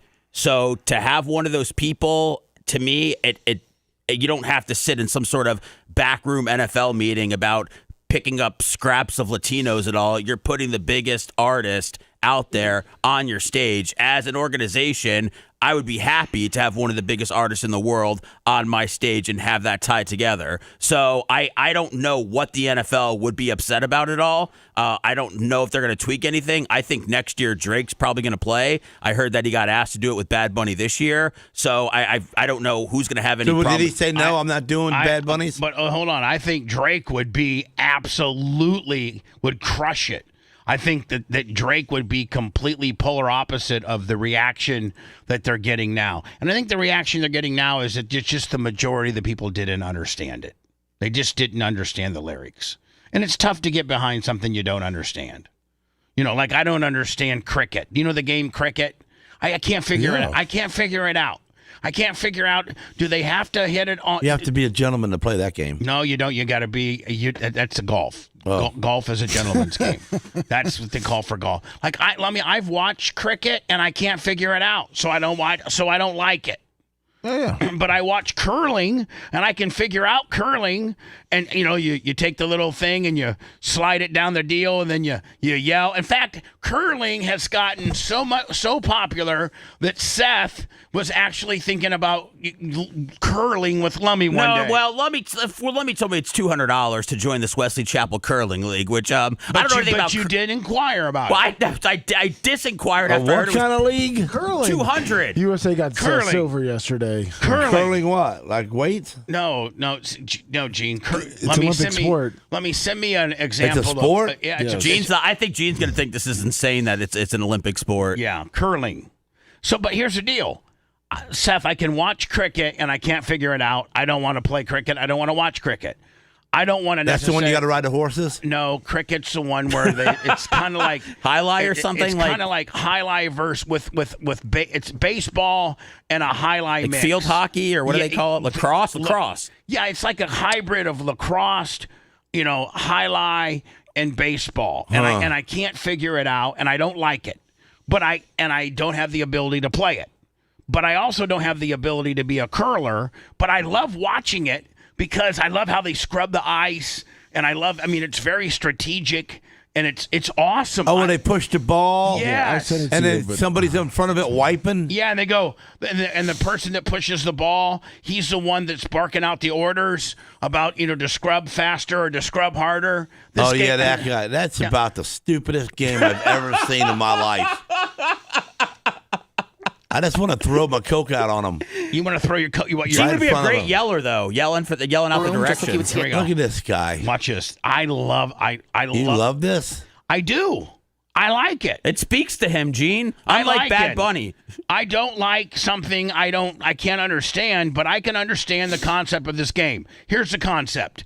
You got these big, I think these are made out of stone or something. Don't they call them stones, or I don't know what they call them, but you got these big honking things that you slide down the ice, and you're trying to slide it down into the target area, and when you get closer to the middle, it's worth more. But your competition can try to knock yours out. It's like shuffleboard. You're trying to get your button into the. You're trying to get your stone in the button. It's shuffleboard on ice, and then after this guy lets it go strategically with a little bit of a curve or something like that, then he hollers down to two dudes that are scrubbing, and they scrub the ice to make it, either slow it down or speed it up to try to hit the other guy. Good. What if you fall and you knock all the pins out of the way? Well, I was just wondering about that. You get disqualified. I think the guy's an athlete, Gene. I mean, you see that he was able to lift his leg over that. So you'd be really great at this, Bubba. No, I would not. I couldn't. Yes, you would. I couldn't. Hold on, Gene. I couldn't get into this position. Well, yeah, you could. You practice getting up and down a little bit. You get in that position. Gene. I would be like Frosty the Snowman, and I had to belly flop. I know, but with short arms, you can bring it back right to you. No. And your weight will keep you going fast down the ice. Has nothing to do with any of that. Casey likes it out of hand. Seems like it. Have you thought about joining Lummy's curling league? No. Come on, Gene. No, I'd be fighting. Pretty good result. Really good angles So for the I think you got Americans 2 right points now. on that. He did. Snowflakes. So watch this. Look at this. Look at her. I she's really concentrating. Hold on. Like anybody besides Macho Man in this building could even get into that stance. Let's just be honest. Even Seth Kushner probably couldn't get down into that. What is it? stance. I don't know what that. I don't know where. I don't know what it is. I can't see your legs. That's her knee right there, Looks like man, she's and riding the the other sled. leg's way back. It's a crouch. Lummy says it's a crouching tiger. Look. They never are. Pretty they never decent are. ad. Now she's got to start Now she hollering. got her head right in his She's butt. got to start hollering. Listen. And you wouldn't Mine's expect good. to be. It's I like natural it. material. Mine's It's great. actual granite. So Wait on me right now. It's a bit surprising. Oh, that she they sucks. were never used in. Bull, watch this. You think it's going there, Lummy? Gene, watch this scrubber. They end up scrubbing their ass off. Oh, so he makes a smooth path and guides it. He guides it. That's right. So it's either he leaves it rough ice and it just kind of fizzles out on its own if it's dead on, or he'll guide it through the scrub. He brought it over 2.5 feet to win the feature. Did he win it? I don't know. Oh yeah, they won. He got this 2 reds one, in the middle. but USA got silver. When we return, Are you going to try to go to the Olympics someday? Me and Eugene. Not me, man. I'm telling you right now. I don't want to play the sport, but I like watching it. There are a lot of everyday people that are watching curling going, yes, I could do this in 4 years. Hello, who's this? I'd rather Bubba, trade I know cards. everybody just wants the halftime conversation to be over with, but can I give you my opinion on Bad Bunny? No.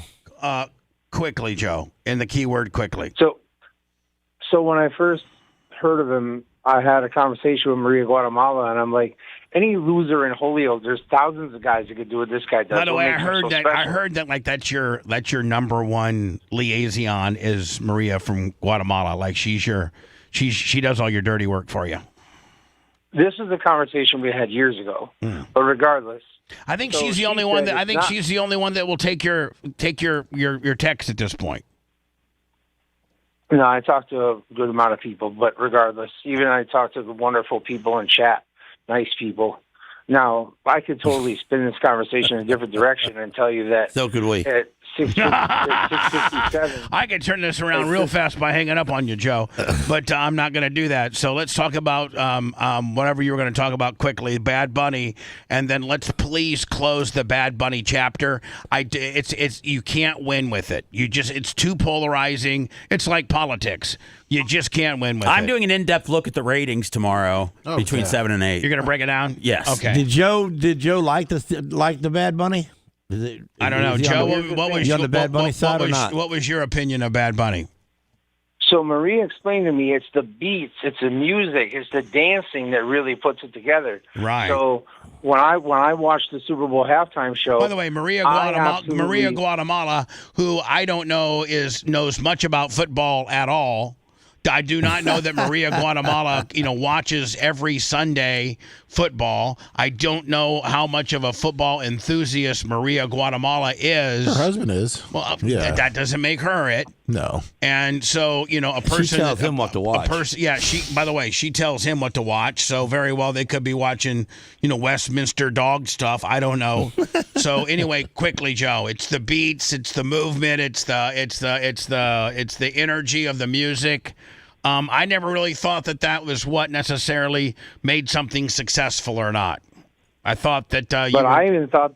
Did you wear a dress during intermission to support him? He can't get out of bed. You can't? I wear a dress every day. I wear a hospital gown. It's basically a dress with a shirt pocket. Yeah. Well, did you kind of like move your arms to the beat? What did Maria Guatemala say before I go to words? I'm running very late. No, I already told you what she said as far as the beats and stuff go, but I enjoyed the production. I enjoyed I'm in love with Puerto Rican women. So the fact that we had lots of Puerto Rican women shaking their booties, that was absolutely phenomenal. So, I have absolutely nothing wrong with the halftime show. I turned it up to 60 on my TV, and I enjoyed the hell out of it. Fantastic. Wasn't his getaway driver back in the day, Thank you, Spanish girl? Well, I don't know what it was. We got rid of him. Well. When we return, there's a survey that says what's the best and worst sexual positions. Oh. And I agree with it. I really do. On how they break it down. It must be girl on top if you agree with it. If you want a deep dive into the Bubba the Love Sponge show from the past, go to BubbaArmyHQ.com. We'll be back after these words.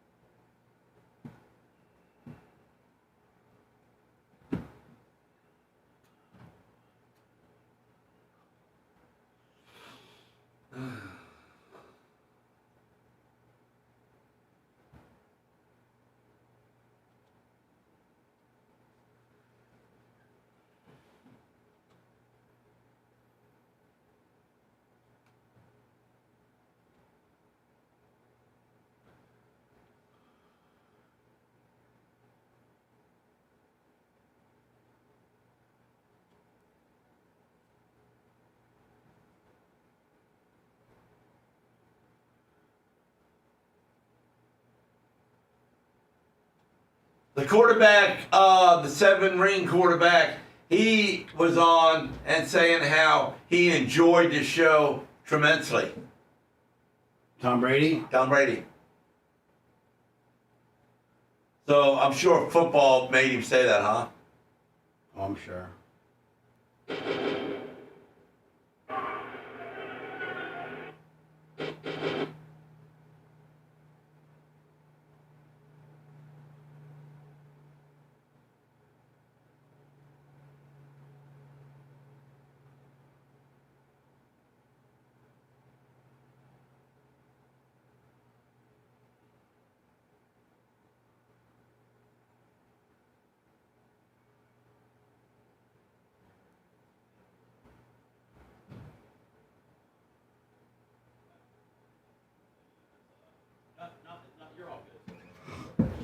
Yeah.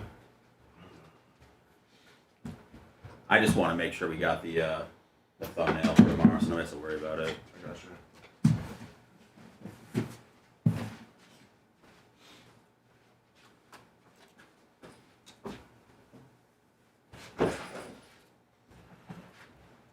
Man, I'm so glad I didn't start peeing out there. I didn't see Merch Crick in her car at all. Yeah, she kind of was sneaky. Oh, man.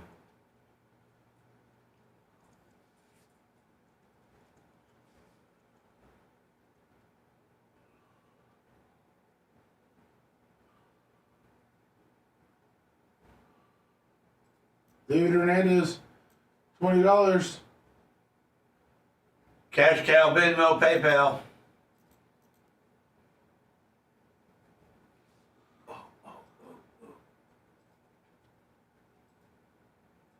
Probably no. In January, Donald Trump visited the Ford Dearborn truck plant, local 600.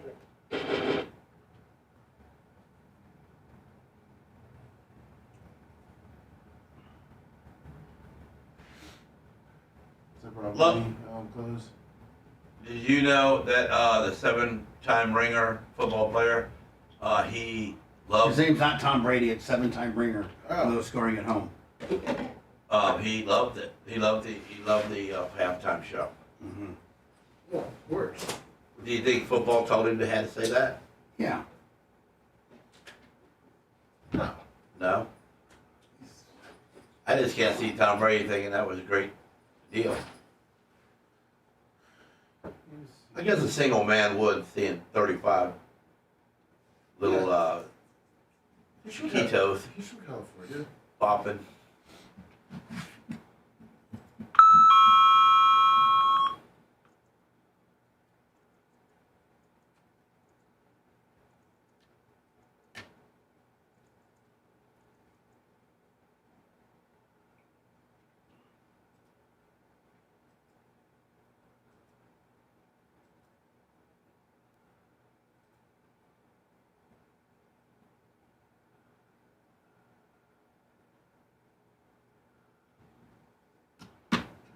What's up?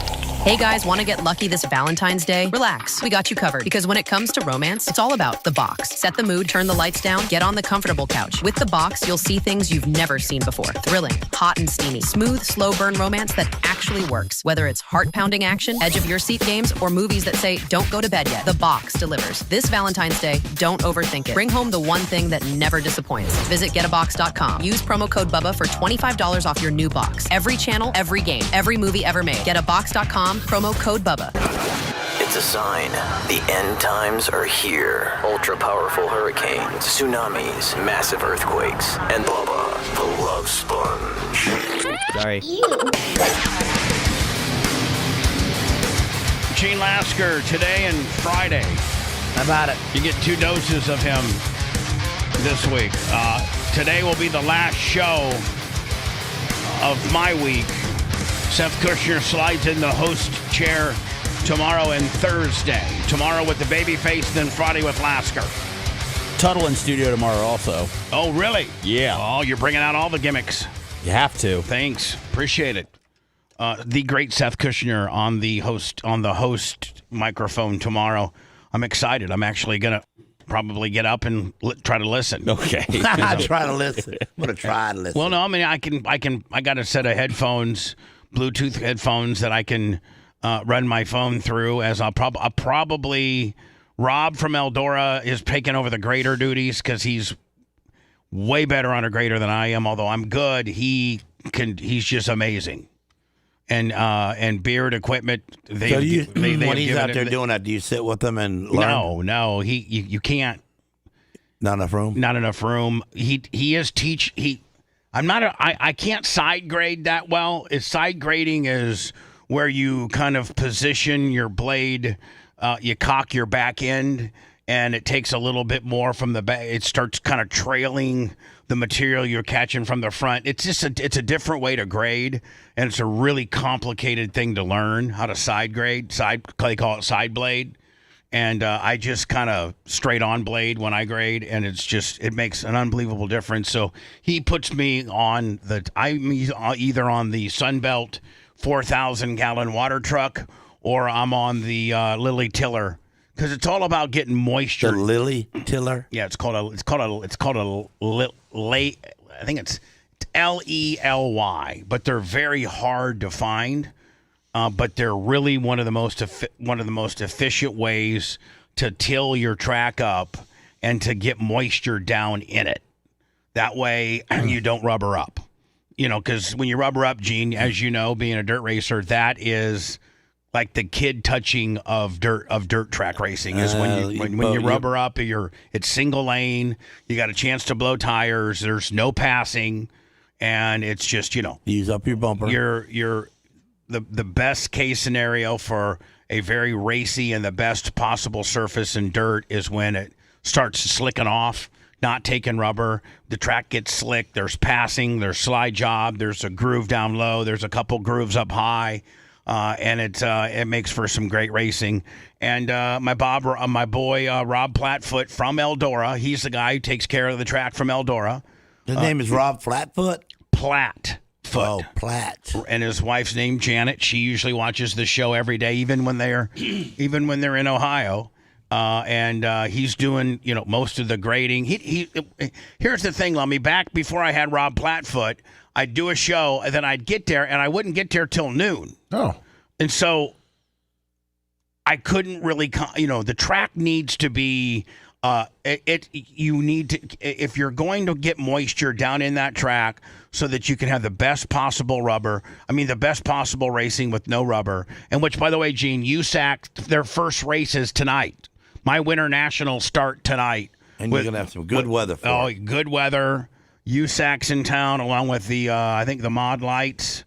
And you have to constantly be watering and tilling and packing and sheep's footing and side blading and Harley raking, nonstop. There has to be something that you're doing to that track clear up until your final finishing, which is when you pack. You send all your packer trucks out and you do the final pack to pack in the moisture. Well, with them cars being so light and no downforce on them, is it easier on the track for a longer length of time? Way harder because they have so much wheel spin. Think about that. So they got 100 and so hold on. You know that a right rear on a sprint car is 109 inches. Yeah. So you got 109. You got the biggest tire in dirt racing. And so if a car's going 100 miles an hour on dirt, how fast is that right rear spinning? Probably 160. Oh, probably 200. Yeah. So it's causing heat. It's heat. Wheel spin. Wheel spin. So you got 900 horsepower. All that torque spinning that right rear, and it's just creating heat, which heat will create rubber and dryness. So you have to get moisture down in your track, and you have to. We've been watering now for 3 weeks for tonight, every day. 20 to 30,000 gallons of water a day. And I just can't get there in time to be able to get the track to be as beautiful as it can be without having a full-time track guy. So we've made an agreement with Rob Plattfoot, the guy who takes care of Eldora. He comes down every February so that when I get there by noon, Gene, he's probably on the track right now watering. So by the time I get there at noon, we're just kind of final finishing it. Like it's already done. So anyway, those festivities start tonight. I'm so excited. Brady Bacon in the house, Justin Grant, Kevin Thomas Jr., Kyle Cummings. So Lasker, if you got a chance to make it up Saturday night for the feature, if you're not busy Saturday night, I'd love to have you because I know that you like that you appreciate. Yeah, I would love to see it. The 410 non-wing, and that's something you've never done before. I don't think you've ever driven a non-wing car, have you? Yeah, non-wing. I have 360s, but not 410s. Right, which is comparing I never won with a non-wing. I run second to Joe Melnick twice, but I never. Joe Melnick got you. Yeah, Joe Melnick was a great non-wing driver. Probably one of the best around here. Oh, Joe Melnick, he comes up to the track every year. Drinking. Guess who else comes every year?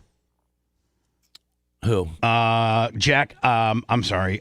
Jack Hewitt. Oh yeah, the Hewitt Jack man. Hewitt. So anyway, men and women both secretly agree on sexual positions from worst. Well, which one is the worst? Here's how the numbers break down.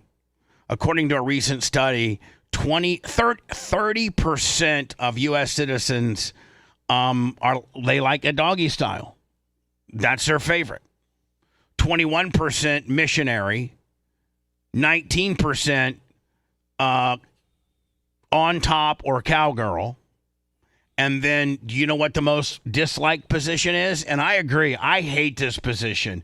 And it's so highly overrated. And when people want to do it, it's like 69. Oh. Well, I kind of like that. I don't. Oh, I do. I can't pay attention to what I'm doing when something's being done to me. I like it when whatever I'm doing, then she can't pay attention. She stops, then you know you're doing something. Interesting. But at the end of the day, it evolved. It's all based on somebody liking it to the point of their stopping. So you start competitioning out. You do better. She stops. Let me tell Then you she does something. better, and you stop. And it's like, let's go. Well, Where can we go with just to this? let you know that 69 position is the most least liked sexual position there is. Really? So take that. Not in my family. Take that. I mean, I'm telling you right I wouldn't now. say family. I would say relationship. Yeah, with me and my girl, me and my wife. Yeah. So you like that? And I like laying on my side, being lazy, don't have to get up, get down. Speaking of you're a which, side thruster. I like that. Yeah. Speaking of which, like a lazy dog kind of gimmick. Yeah, like she's sideways and I'm sideways. That's called lazy dog. And then she backs your butt up to you. Yeah, that's lazy dog. Yeah, I mean, I can't say no to that ever. No, I can't ever say no to lazy dog. Does she call it lazy dog, or does she just say you want to do it sideways? Well, we don't know any names of that. I mean, I never heard of a lazy dog. Well, now you. I guess I am being a lazy dog. Now you've learned something. But I've always had a bad knee, so getting on my knee and getting up there, it's like, what do I got to fight it out. I got to keep performing in pain. I gotta, Sarah, or slow Sarah, it down and not have some pain. Sarah, I can't really.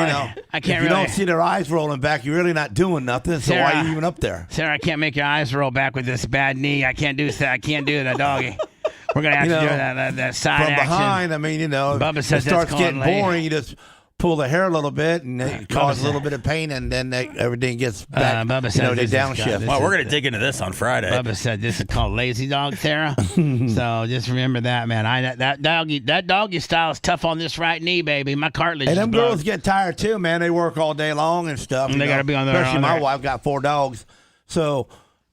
She just might just back it on in there. She's like she wants to back it on in there too. Oh man, lazy dog. We're going now, back Gene, home. Speaking of which, you promised me privately that you would have used the penis pump by now.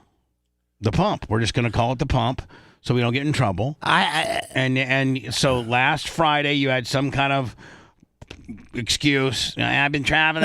No, it wasn't an excuse. It was the truth. Okay. I mean, but you didn't got get it the done. shingles. I did. Yeah. You I didn't tried get, to. You didn't I mean, hold on. So I didn't really like it. I walked you out to the parking lot, and I promised you that I would try, and I did.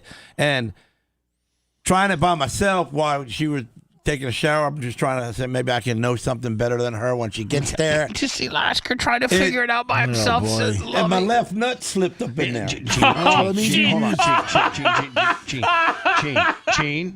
let's call that a testicle. Okay, well, you used the wrong suction. And that testicle has always taken a lot of pain in my life because I got kicked in it way earlier in life. So it's always been the sorest one of them all. Gene, what you got to do is, let me just give you some setup advice. Don't pull on it. I can tell you that. No, so turn it off. You have to, Gene. You have to, while you're getting it in position to use it, you have to take your testicles and kind of set them aside. They were aside, but it just kind of like pulled on in there. So I thought, well, I got the too big of an O-ring up on the top. Yes, yeah. So I said, well, I get too much in there. And so you I went put to the small one on there. Smaller O-ring, yeah. Well, How the heck you get the machine off after you get up in there? Well, I mean, you hit the. I couldn't pull it off. So it's like, well, sometimes they say you can leave it on there, and that's used as a ring. Now hold on. Oh, see, I didn't read all that.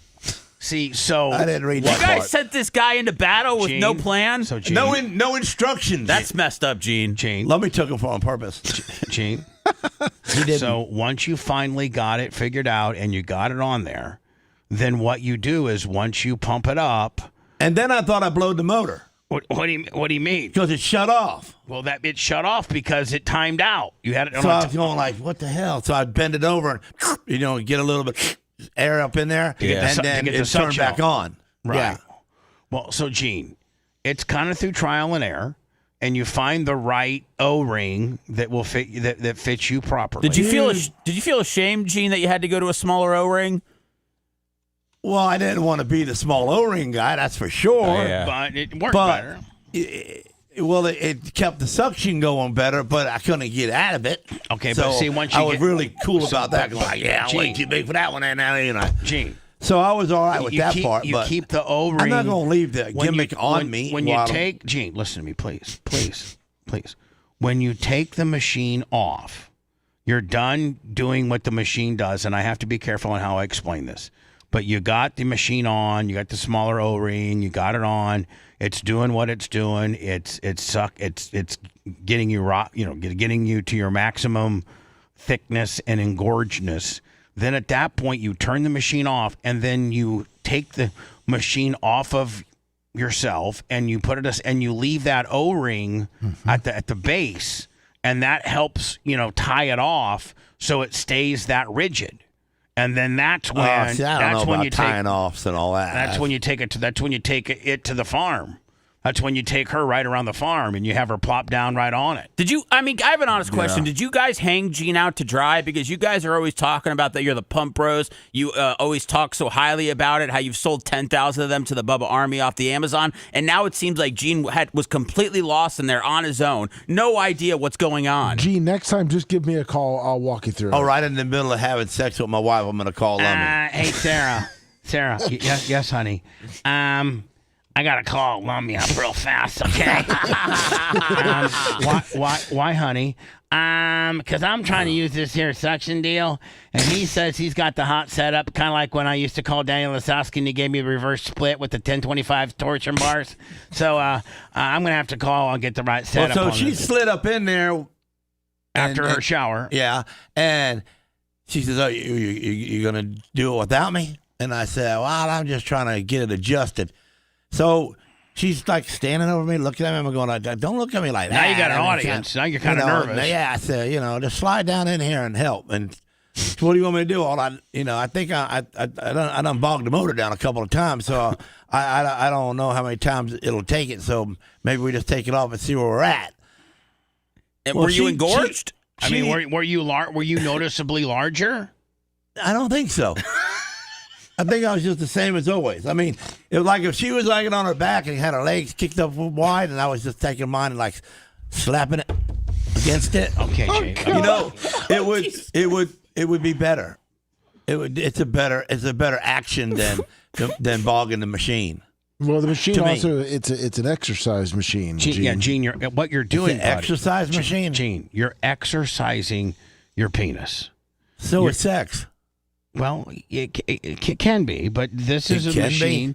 This is a machine that's trying to build maximum blood flow to that particular body part, and it does it through suction and like having a way to. So it's mainly for guys that ain't really got much. No, Gene, listen, it's like going to the gym. I'm going to go to the gym. You're not going to look like Macho Man the first time. It's going to take time. Bigger than I am because she already smacks me in the head once in a while if I. Hit it. So what are you doing? Gene, it's like working out though. It takes time. Gene, Macho you don't go to the gym day. the first day and look like Macho Man, okay?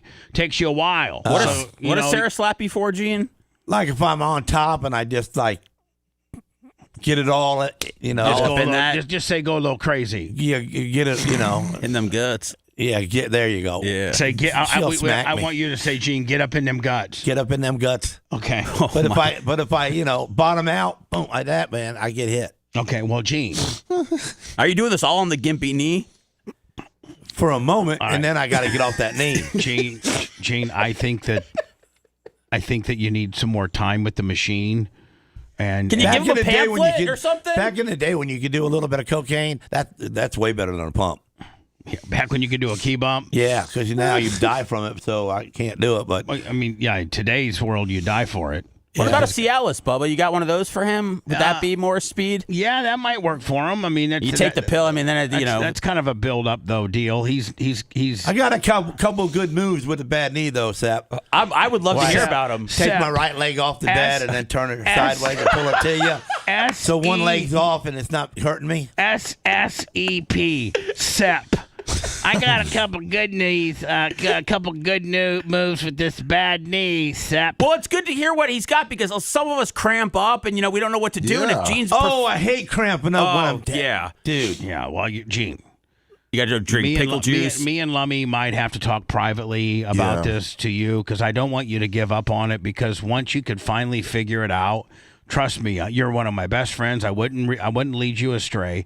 But once you could finally figure out what ring that is the correct size for what you're working with, and then how to get the machine off of you. I can't imagine leaving a ring on me. You got to leave it on. Lummy will tell you. I can't. That's you got to. Foreign.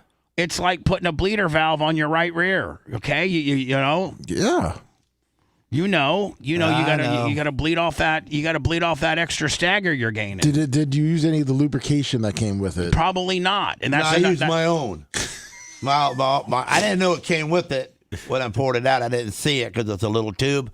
But I got some of that in my drawer next to my bed. Okay, so just promise us, maybe not.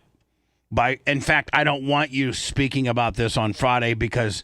Because as a host, you got to know how to navigate through this and it not be a problem. Oh, okay. And I don't want to put that much pressure on Seth.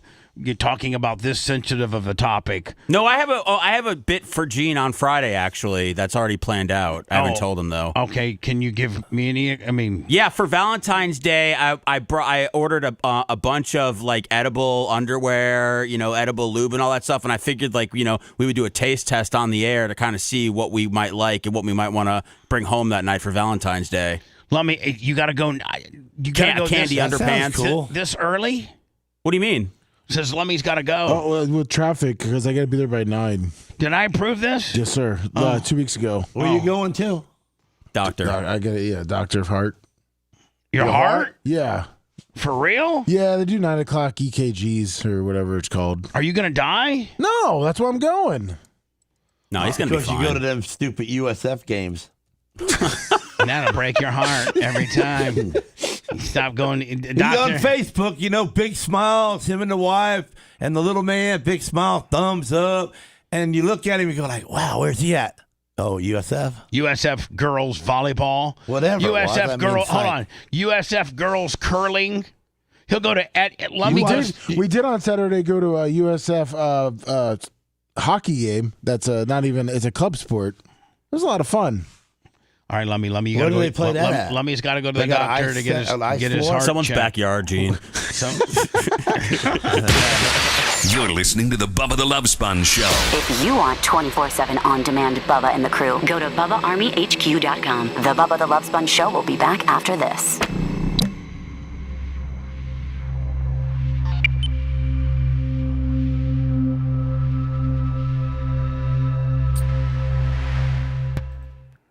That's kind of funny. Mendez, put me in whatever box helps your small little brain.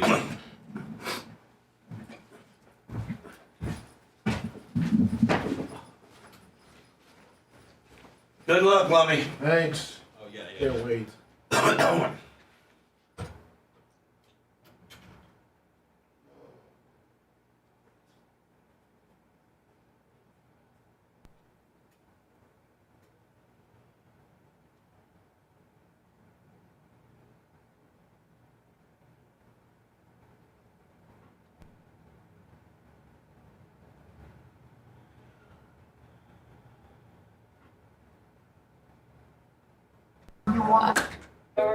gratulerer så mye med OL-bronse. Hvordan har du det?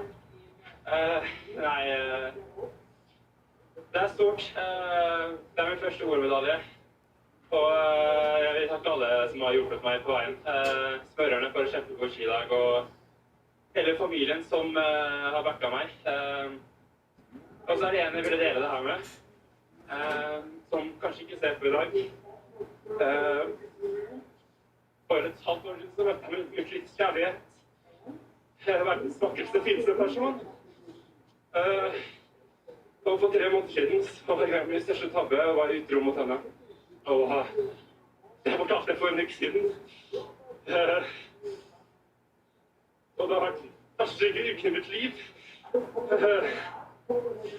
Så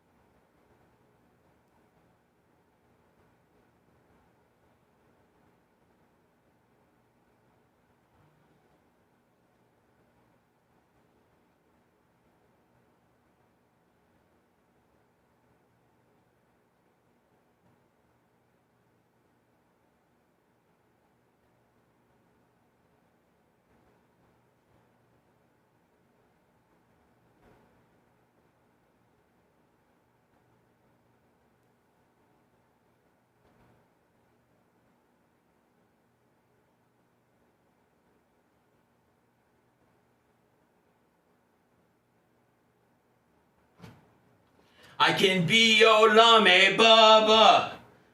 I can wash away your pain.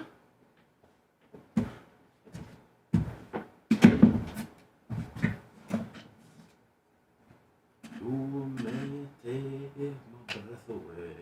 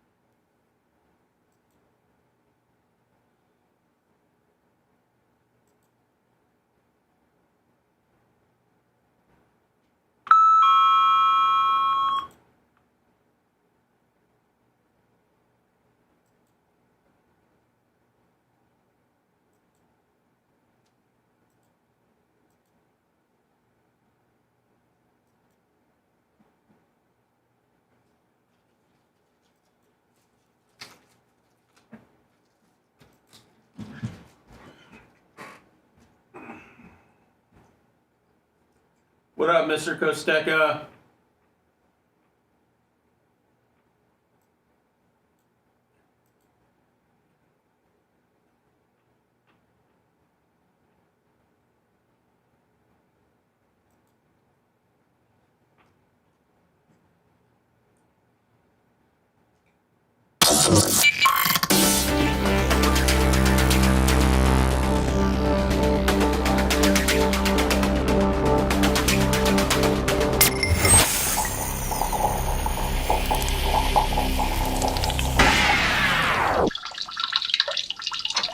Bubba's out of the bathroom and back behind the microphone. And now back to the Bubba the Love Sponge Show. 2 texts personally. One from Ty J. Armstrong saying, "You're killing it with Gene. Love the penis pump talk. Hilarious." And then my good friend Todd Steps from Steps Towing just Love you, Todd. Oh, he's a great. Is he not Yes, a he great? is. He's a great dude. Said, hey, I just dropped off my son's truck to Steps Towing. I'm sorry, to Horn Blasters. Thank you for the networking. Met Matt Heller at your movie premiere, and we're looking to put. I think, Gene, that Steps Towing is going to put a certain amount of Horn Blaster horns on their tow trucks. Isn't that cool? That's cool. That's real cool. I'm glad I could put that together for y'all. Help their drivers out. Johnny Costica, $100 in the PayPal. Fish on the J, $50 on the PayPal. And I think I got some Venmo action here. Now that Lummy's gone, I got to do it all. That's okay. I got to do it all. I do. Joseph Cinco, $75. Thank you, Joseph. Appreciate you on the Venmo. And then so I got a couple of people on my phone are saying that I'm not. Why don't I got my screen on, talking to the peeps? And I told them I don't know. You don't know how to do that. I don't know how to do that. So, by the way, Amber, but they want to know about the pump, the name of it, so they can buy some. Keith Larig, a donation for G. Lasker, and of course Amber Rutger. Thank you. Oh, maybe Macho Man or somebody could come in here and get your chat. Yeah, that's what it is. Up and Semi-Auto Glass, an additional $50 from Cash App. Thank you, Semi-Auto Glass. Seth Kushner is also very tech savvy when he needs to be, and he could probably get your chat up because Gene, you need to be be able to talk to your people. Seth might be setting me up today. No. Sep? Yeah. Sep might be setting me up. It's Seth. It's Seth. It's Seth. But you know what, Gene? You can call him anything. You sometimes you call him Steph. I used to call him Seth, and that was wrong. And now it's Seth. I thought I don't know. I kind of like Sep. I kind of like Sep. How do you say it in Jewish? Sep. Seth. Huh? I mean, Seth? How do you say Seth? It's Seth. It's not. No, it's got to be a Jewish way to say it. Like Seth. I have a Jewish name. It's Ari, but so like the Italians Ari. or Polish got ski at the end of their names. Sethski. Well, it's more. I feel like my last name might tell more of the story than my first name, Kushner. But it's I'm in the Bible, Old Testament. So person. Kushner is your first name? Yeah, Kushner Seth is how it's really his government name is Kushner Ari Seth.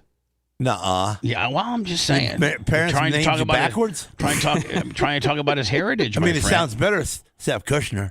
It sounds better that way? I would think. Well, then we'll let you. You know what? We'll let you do it that way. Okay. You can call him Seth Kushner. Special K. That's or Gene, Ari. You should know that you can, much like Mr. Kosteka said, Bubba can call him whatever he wants. You can refer to me as anything. I just appreciate to be in your presence. It's great, this budding friendship that we have. You left a very nice comment on my Facebook page the other day. What'd I say? I posted that picture of with my daughter and I, and you said my friends. I'm not Jewish, but my friend is, and he's a great dad too, or something like that. Yeah, it was very nice. I ain't Jewish, but my friend is, and he's a pretty damn good dad. Look at him. His name's Kushner Ari Seth. No, it was nice. Just the smile on your face was so heartingly. With that little girl, it was like, yeah, that's a good dad. I appreciate it. Yeah, it was a good time taking her to the Valentine's dance. Because I know how you don't like people all around you. You know, he doesn't. Yes. He doesn't like people around him. He's not a crowd. He's not a people person. Yeah, he was peopling with his daughter. So anyway, this Norwegian Olympian uses post-race interview to admit to the world that he cheated on his girlfriend.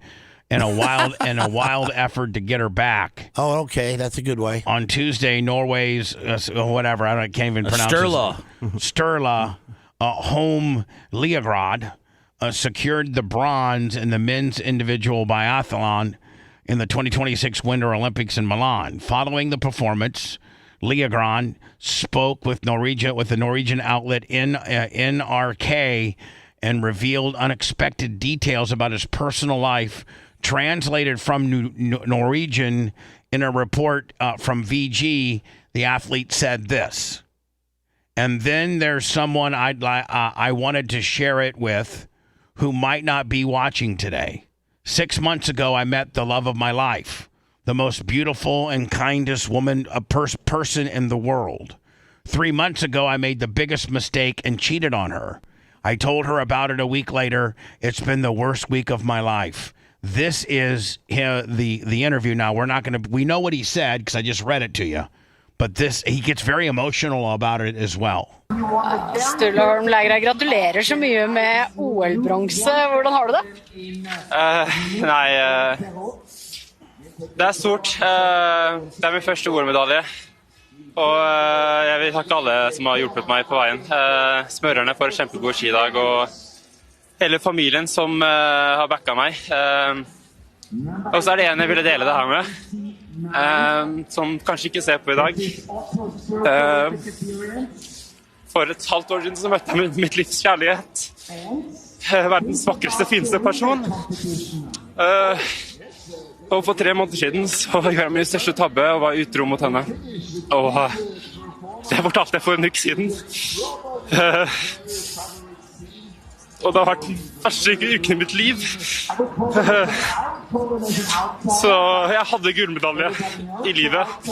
Det var sikkert bare mange der nå som ser på meg med andre øyne.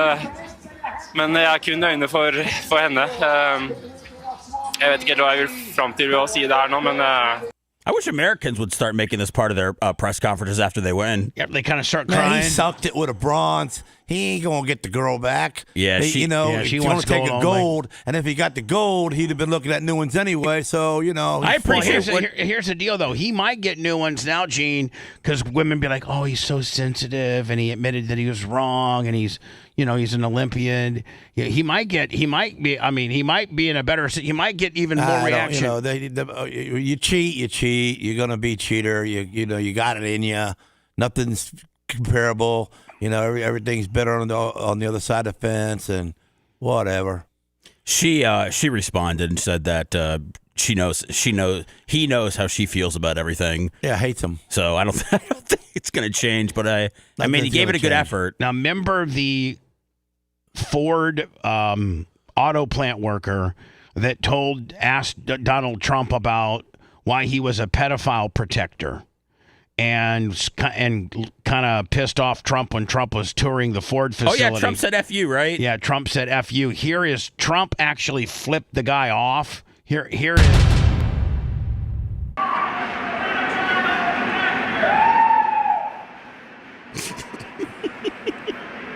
And I think he's saying F you. Yes. That's cool. I think he's saying F you. Now, wait till you see how this ends.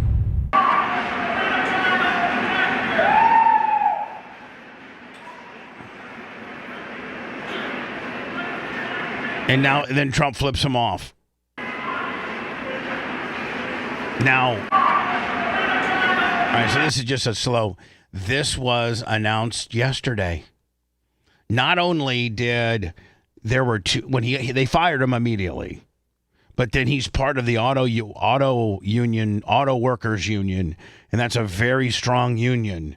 And they got his job back from Ford.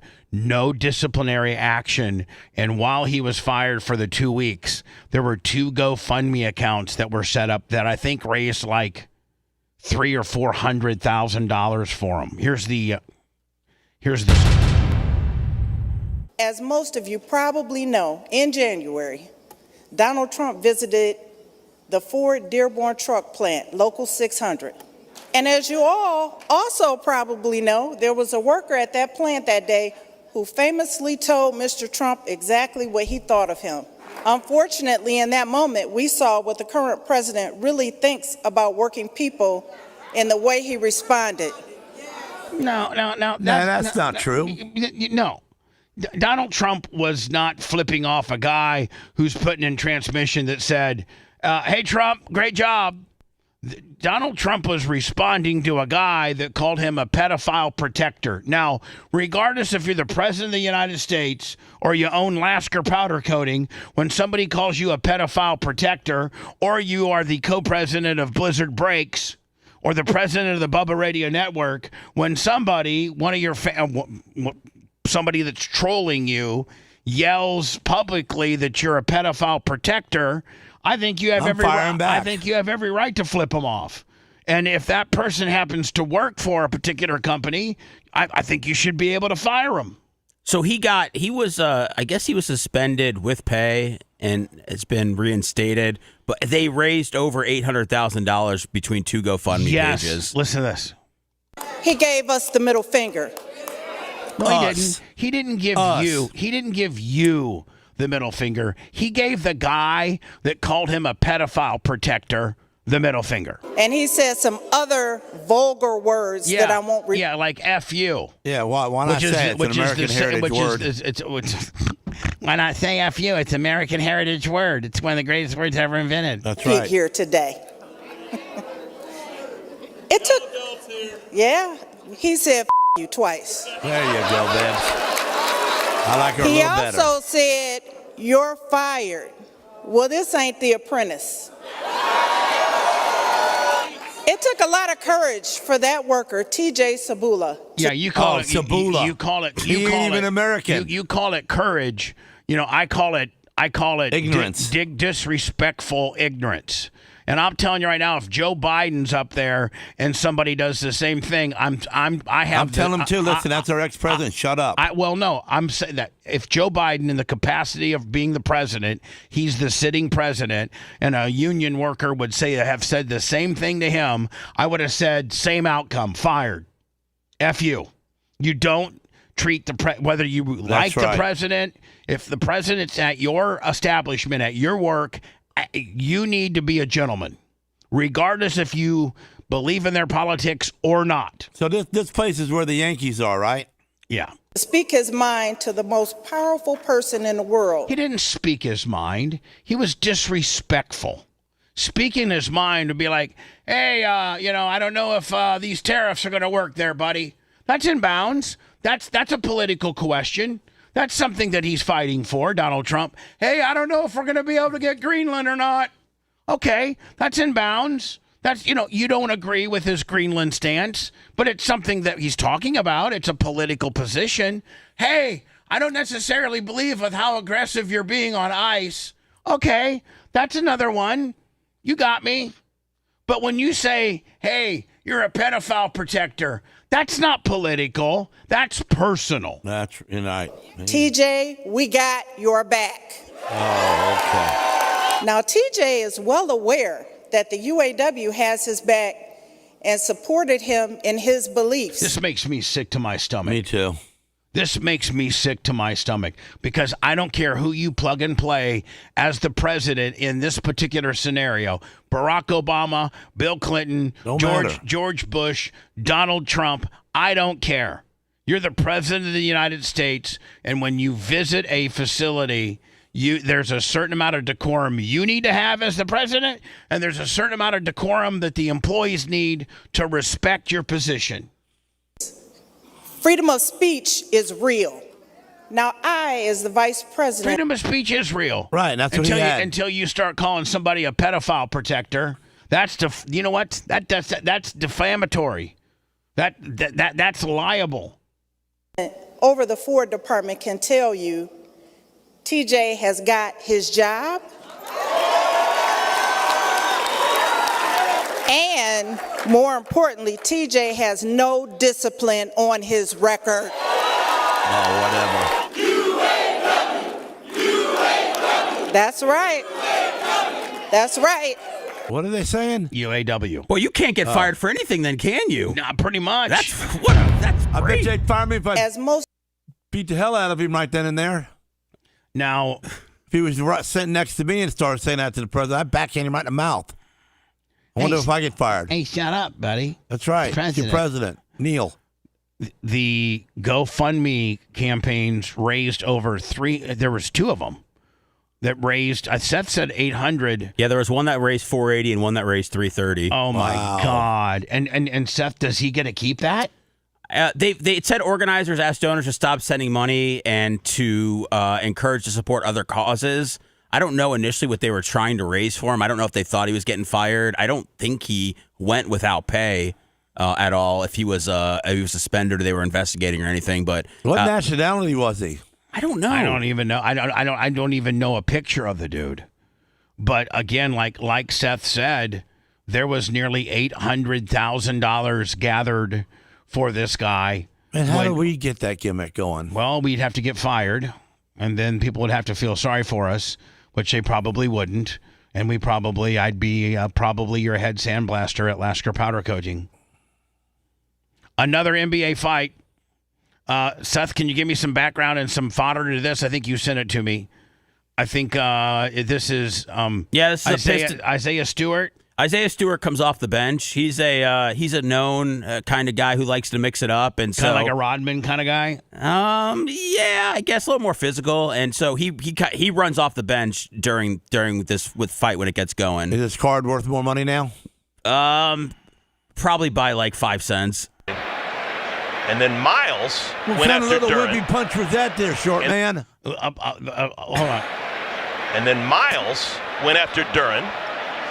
And then Isaiah Stewart. Ooh, that guy. Let's not forget, Seth. One of the most infamous NBA fights ever was involving the Pistons with Ron Artest and the Pacers. Probably in sports history, one of the most famous fights in a sport. Oh, you don't. Oh my God! It was called Malice in the Palace. All the people came from in the stands and stuff. Yeah, the players went up into the stands and they started knocking fans out. Yeah, the wrong fans. It was just it's world famous, by the way, and it caused a whole bunch of problems. And Larry Bird at the time, Seth, I think, was the president of the Pacers. Yeah, I think you're right. Yeah, who wasn't in the game at all. And Miles got some blows in. So Stewart's the guy in the blue that comes went, running in on the right-hand side. I think this is how it starts. Better context right here. Not a problem for a good defensive team. And Duran is fouled. Oh my goodness! And Musa's upset. Musa's really upset.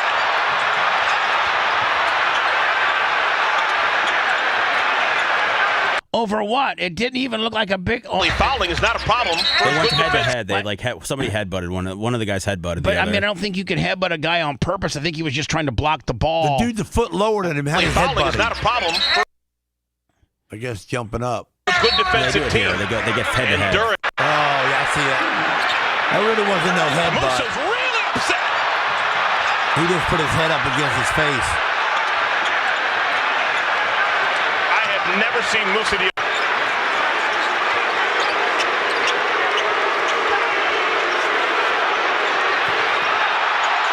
my goodness! Now Miles and Duran and Beef Stew.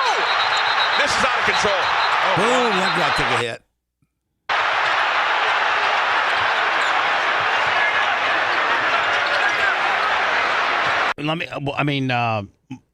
Seth, what up? Has there been any fines imposed, any suspensions, or is this still fresh and they're trying to work it out? I haven't seen. I'm sure it's going to happen very soon. I haven't seen anything about them being suspended yet, but it should be for a handful of games. Beautiful British woman shot by her alcoholic dad. What probably needed it. Woman was shot dead. Hold on, she needed it? Well, she did something wrong.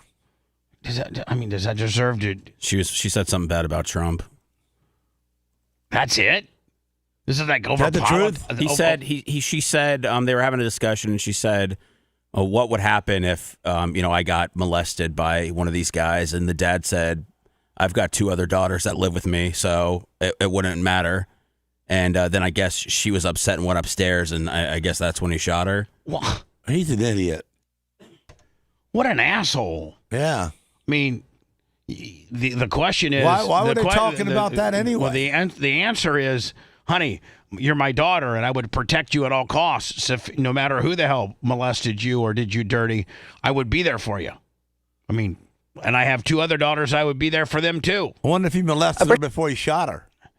No, I'm sure he didn't. British woman was shot dead by her alcoholic dad while on He holiday killed her? at his home in Texas, an inquest has heard.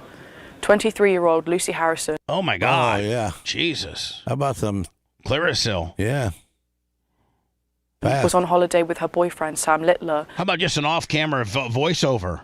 Yeah, man. See that baseline on her hairdo? Come on, man. When she was fatally shot from medium at least had a range straight one. at a detached house in Prosper, Texas, 10th of January last. Prosper, Texas. That's where Dion. He doesn't live there now, but that's where he used to live. And Seth, I think it's kind of an affluent area on the north side of Texas. I think Prosper is an affluent area of Dallas. Last year, a police report found she died of a fatal gunshot wound to her chest after being shot by another person. A grand jury later ruled in June that no one would be prosecuted over her death last year. What? But an inquest today revealed for the first time that Lucy was fatally shot by her dad, Chris, in a bedroom at the property, and that no one else was present. Cheshire Coroner's Court also heard Chris had a history of alcoholism, that questions would be raised over his level of training with firearms and whether he knew there was a bullet in the gun at the time of shooting. Lucy and Sam had been... Don't try to give the guy some wiggle room to get off on the deal. I didn't know there was a bullet. He was molesting his daughter her whole life, and she was going to tell. Due to fly home just hours after she was fatally injured. Her mum, Jane Coates, was awoken in the middle of the night by a knock on the door from Sam's mum to tell her what had happened. During the hearing today, lawyers representing Lucy's dad also asked the coroner to step aside from the case, accusing her of being biased. But senior coroner Jacqueline Devonish declined to recuse the hearing and stepped down from conducting the inquest. She told the court Mr. Harrison has lost his opportunity to provide his evidence. He was the only person in the room at the time Lucy was shot, and it was important that he provided his statement of fact. There was no need for him to see the disclosure. I don't know what they just said. Neither. But I mean, if your daughter's question, like Seth said, was, "Hey, Dad," if they were probably talking about like maybe the Epstein stuff or something, Seth, Yeah. And hey, Dad, if somebody molested me like that, what would you do?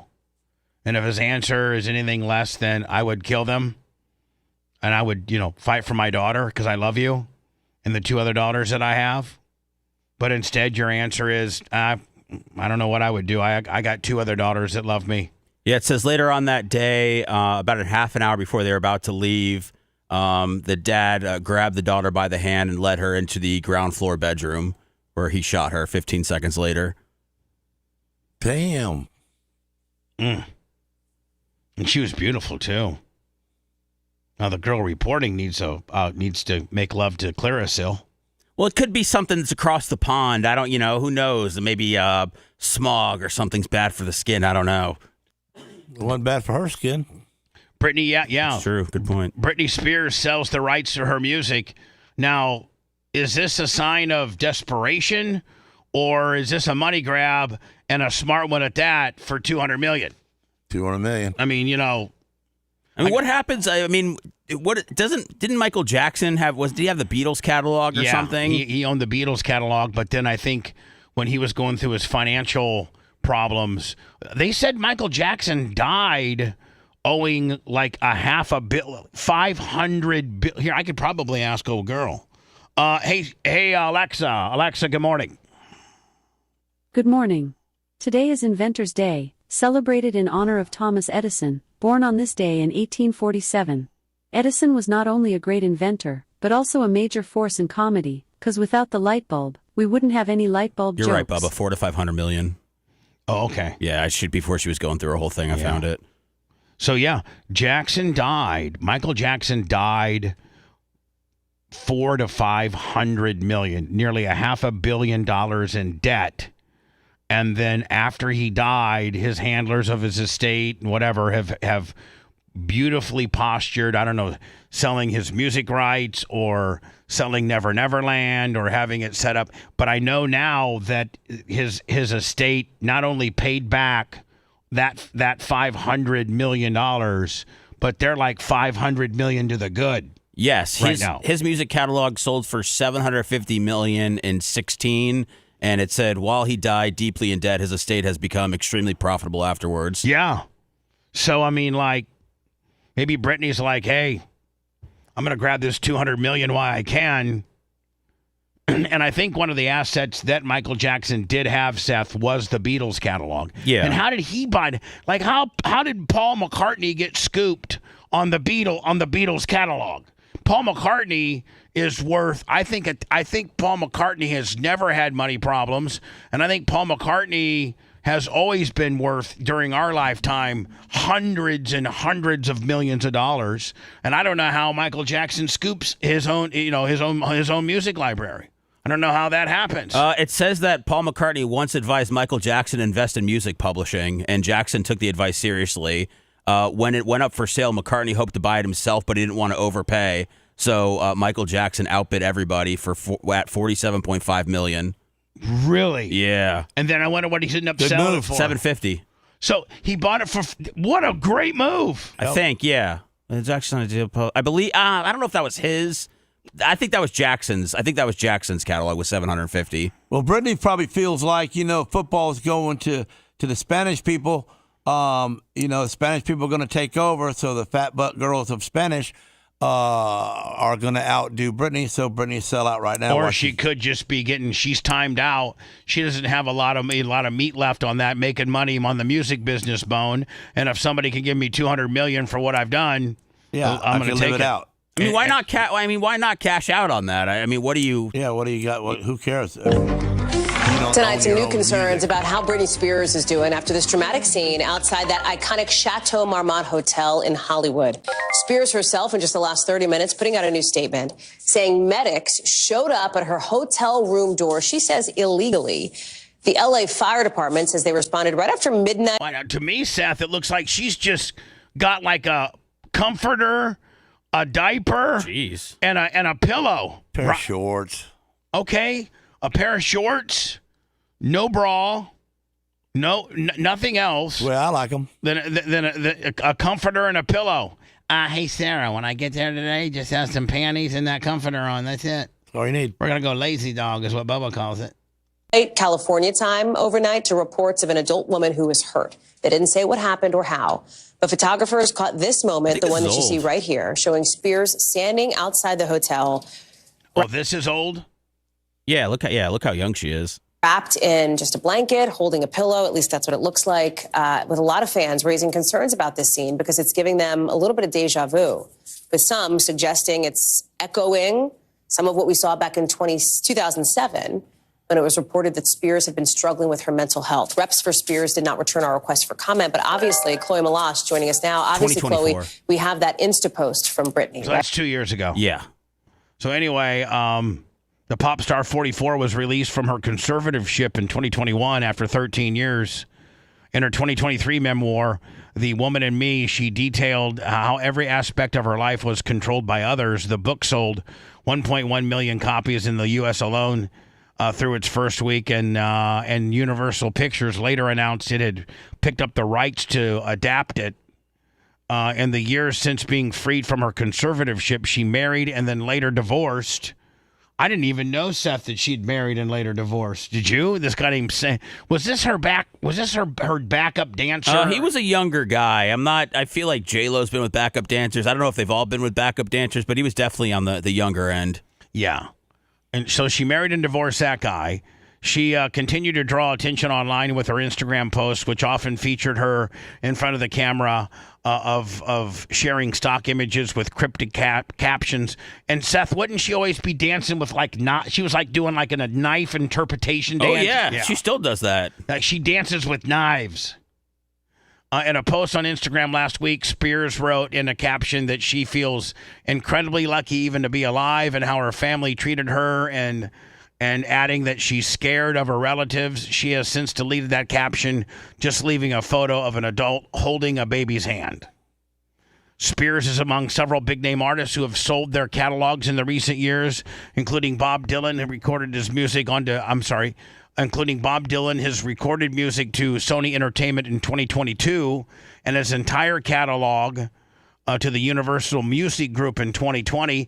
Bruce Springsteen sold his for $500 million in 2021. Primary Wave owns the rights to the music from Stevie Nicks and estates of Prince and Biggie Smalls, according to its website, which also notes that the songs represent the Primary Wave, include more than 1,000 top 10 singles and over 400 number one hits. So that must have been the people that bought her music for $200 million, this primary ways. That's quite a business they got. That's quite a catalog Was of old artists. Biggie Smalls? Was he on the TV show where they sing and they pick them out, hit the button? No. Biggie Smalls. Who was Idol? the big black? Yeah. Who was the big black guy with the big glasses? I think Ruben stuttered. Yeah, he never did anything. Ruben stuttered. Well, this never. guy did. I mean, he's got a big hit song. You mean the judge? Was you talking about the judge that had the glasses? That Yeah. Randy Jackson? Yeah. Yeah, yeah. What was he his name? Randy Jackson. Randy Jackson. And he was the bassist for like Journey. He never really this was. Big black guy. He wore big jackets and big glasses, big face, big fat guy. He was on where you hit the button and you turn around. What is that? Voice. X Factor? The Voice. The Voice. Yeah, he was a big judge for The Voice. Gene, we don't quite know what you're talking Well, about. now he's on my The friend. Voice. I don't know. I thought he was on American Idol. I don't Does think the we same know. thing. I don't think we know what Gene's talking about. No, when you hit the button, it spins your desk around, spins your chair The around. Voice. That's The Voice, right? Yeah. Okay, he was on The Voice not too long ago, maybe 2 years ago. Why don't you Google big black guy on The Voice? Do you know how to Google? Yeah. Well, It'll tell you. Well, why don't you do some on the fly research while we go into words? Okay, I'll tell you who he is. And we can get it on the backside. Okay. If you love that segment, then check out BubbaArmyHQ.com and do a deep dive on past shows. The Bubba the Love Sponge Show will be right back.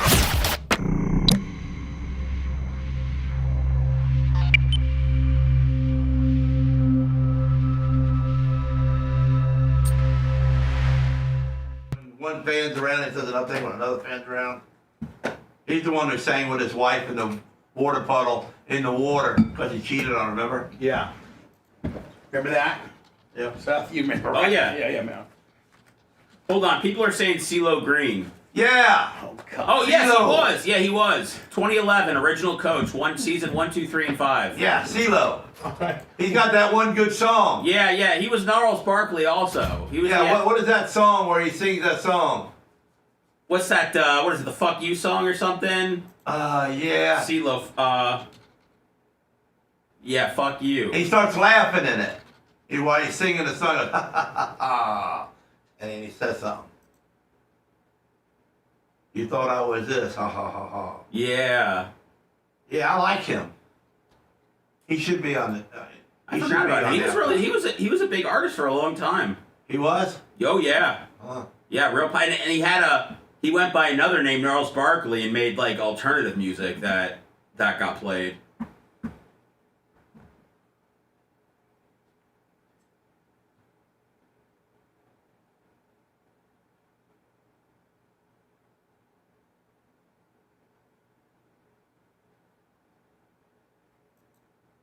Damn, everybody had your back on the CeeLo. What's that? Everybody had your back on CeeLo Green. Yeah. What's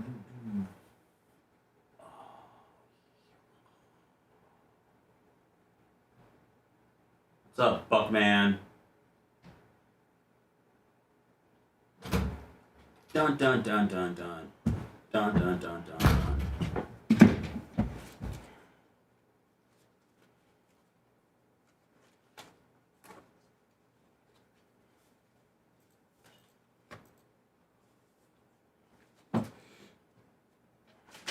CeeLo Greeno.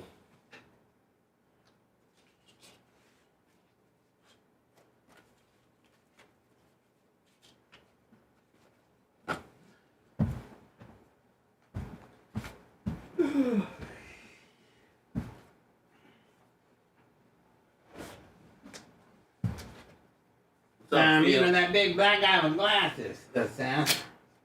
What's up, Felix? What's up, Berto? You know what I'm talking about. Seth, go there and put it on your Google machine and tell me what it says. If you could, please. Sarah, I'll be ready for the lazy dog when I get home. The lazy dog that motherfucker up.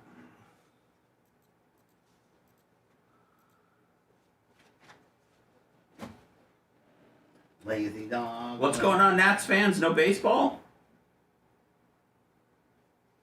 What's up, Redneck?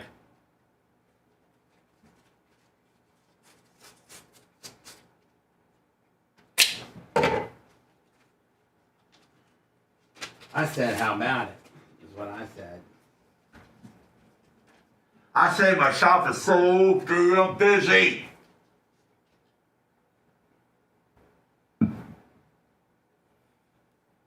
That's good. Yeah, it's good. It's a pain in the neck to me, though.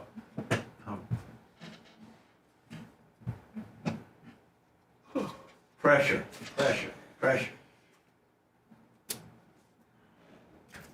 Oh, lockout.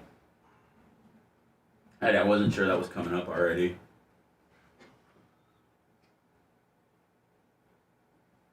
All right, Felix, I'll check it. I just haven't set up email on my new phone yet. I don't know why I'm looking at chat. Ain't nobody saying nothing about me. Like I'm not even here or nothing. The hell's going on? I don't know. What the fuck, Gene? They ain't sending me no 10 spots, no 20 spots. Don't care about Alaska no more. Don't even say nothing. At least tell me I suck on here. Or how about they appreciate me? Well, you know. What's up, Robbie? Not everybody gives flowers, but I got one Love Alaska Wednesday. One. I got one. We got money that says We got money that says otherwise. That's what someone said. I sent money. Okay, well, I'm not talking about you then, man.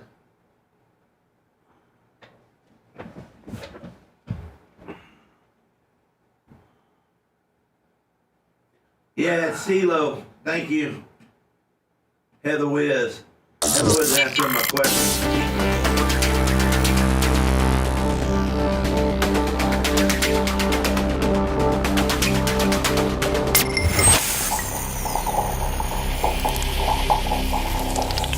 When someone asks, "How was your weekend?"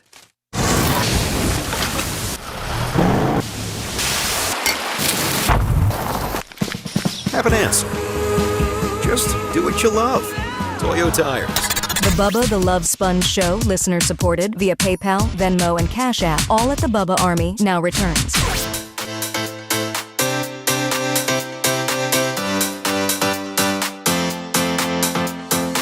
Lasker wants to, hey, let me tell you something. I've been looking at chat here, and nobody's been saying that they like me or nothing like that. No, like They're not even making like they know me. Like, they're acting like I'm like this, unknown, and I'm a radio legend. I'm 2 times a weekend when I can. Just say hello or kiss my butt or something.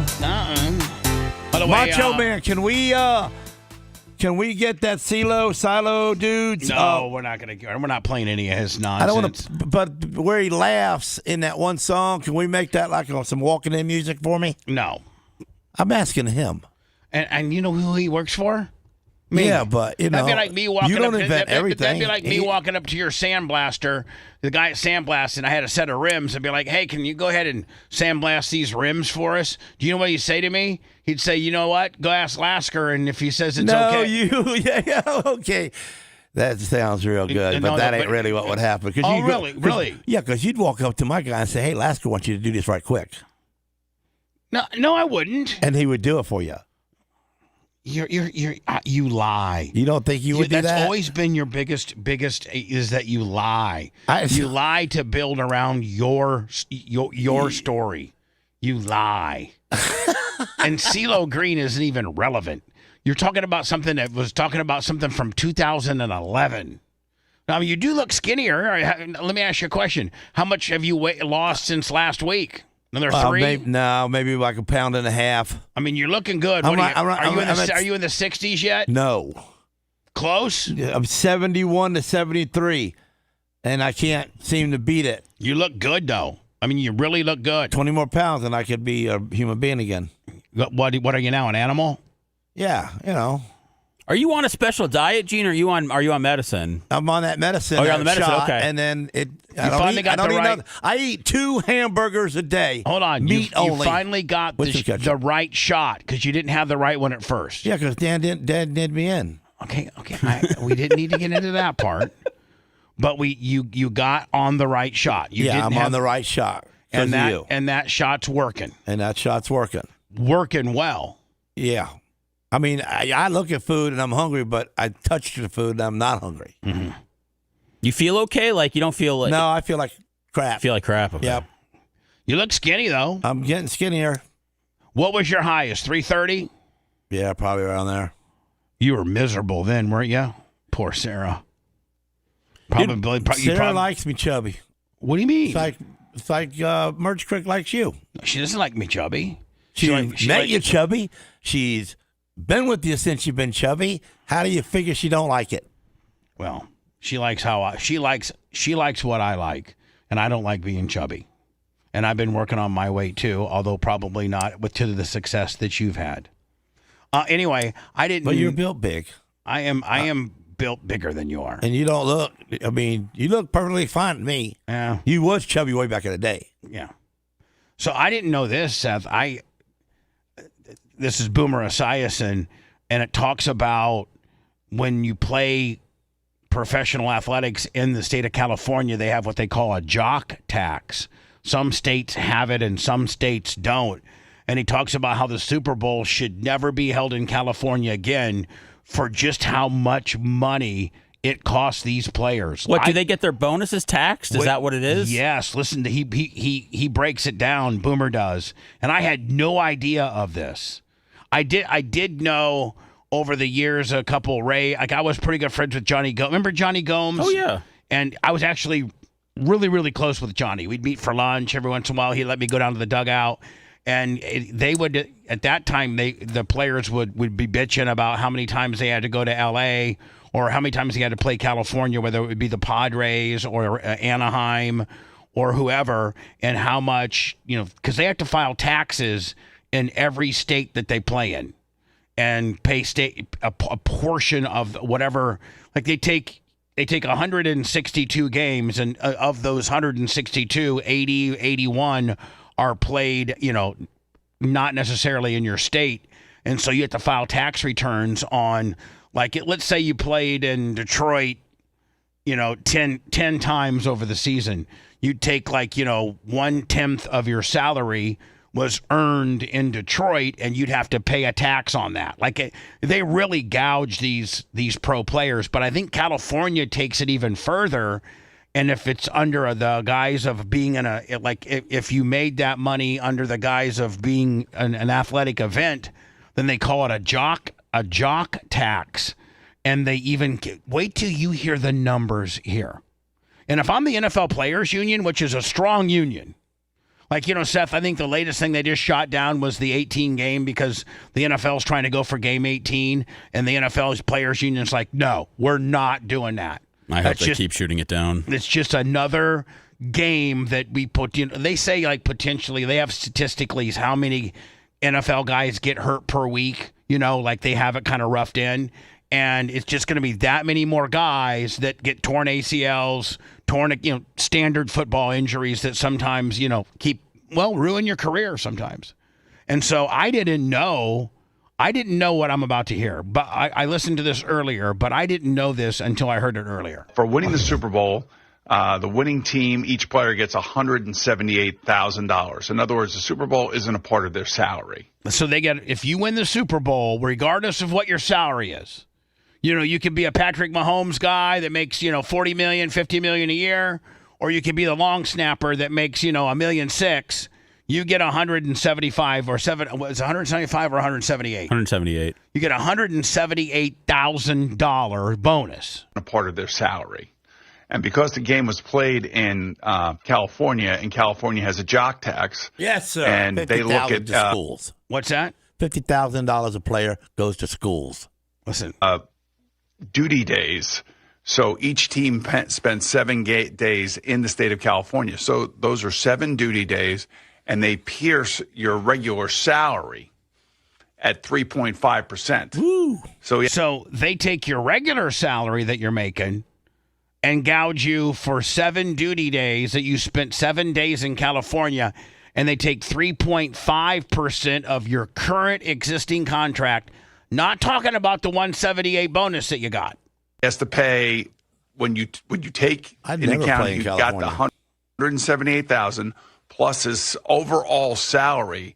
He has to pay the state of California for spending 7 days there $249,000. So that's more than he even earned in winning the game. So Seth, at the end of the day, he lost money by winning the Super Bowl? From this way it's set up, yes, it looks like that. That's just so stupid. I mean, Yeah, it but, really but is. it ends up costing him $71,000 to go play in California. Now, if I'm the NFLPA, now you got to remember, it's probably even more than that because since he's in Seattle, he's playing against San Francisco 49ers. So that's another day he's there.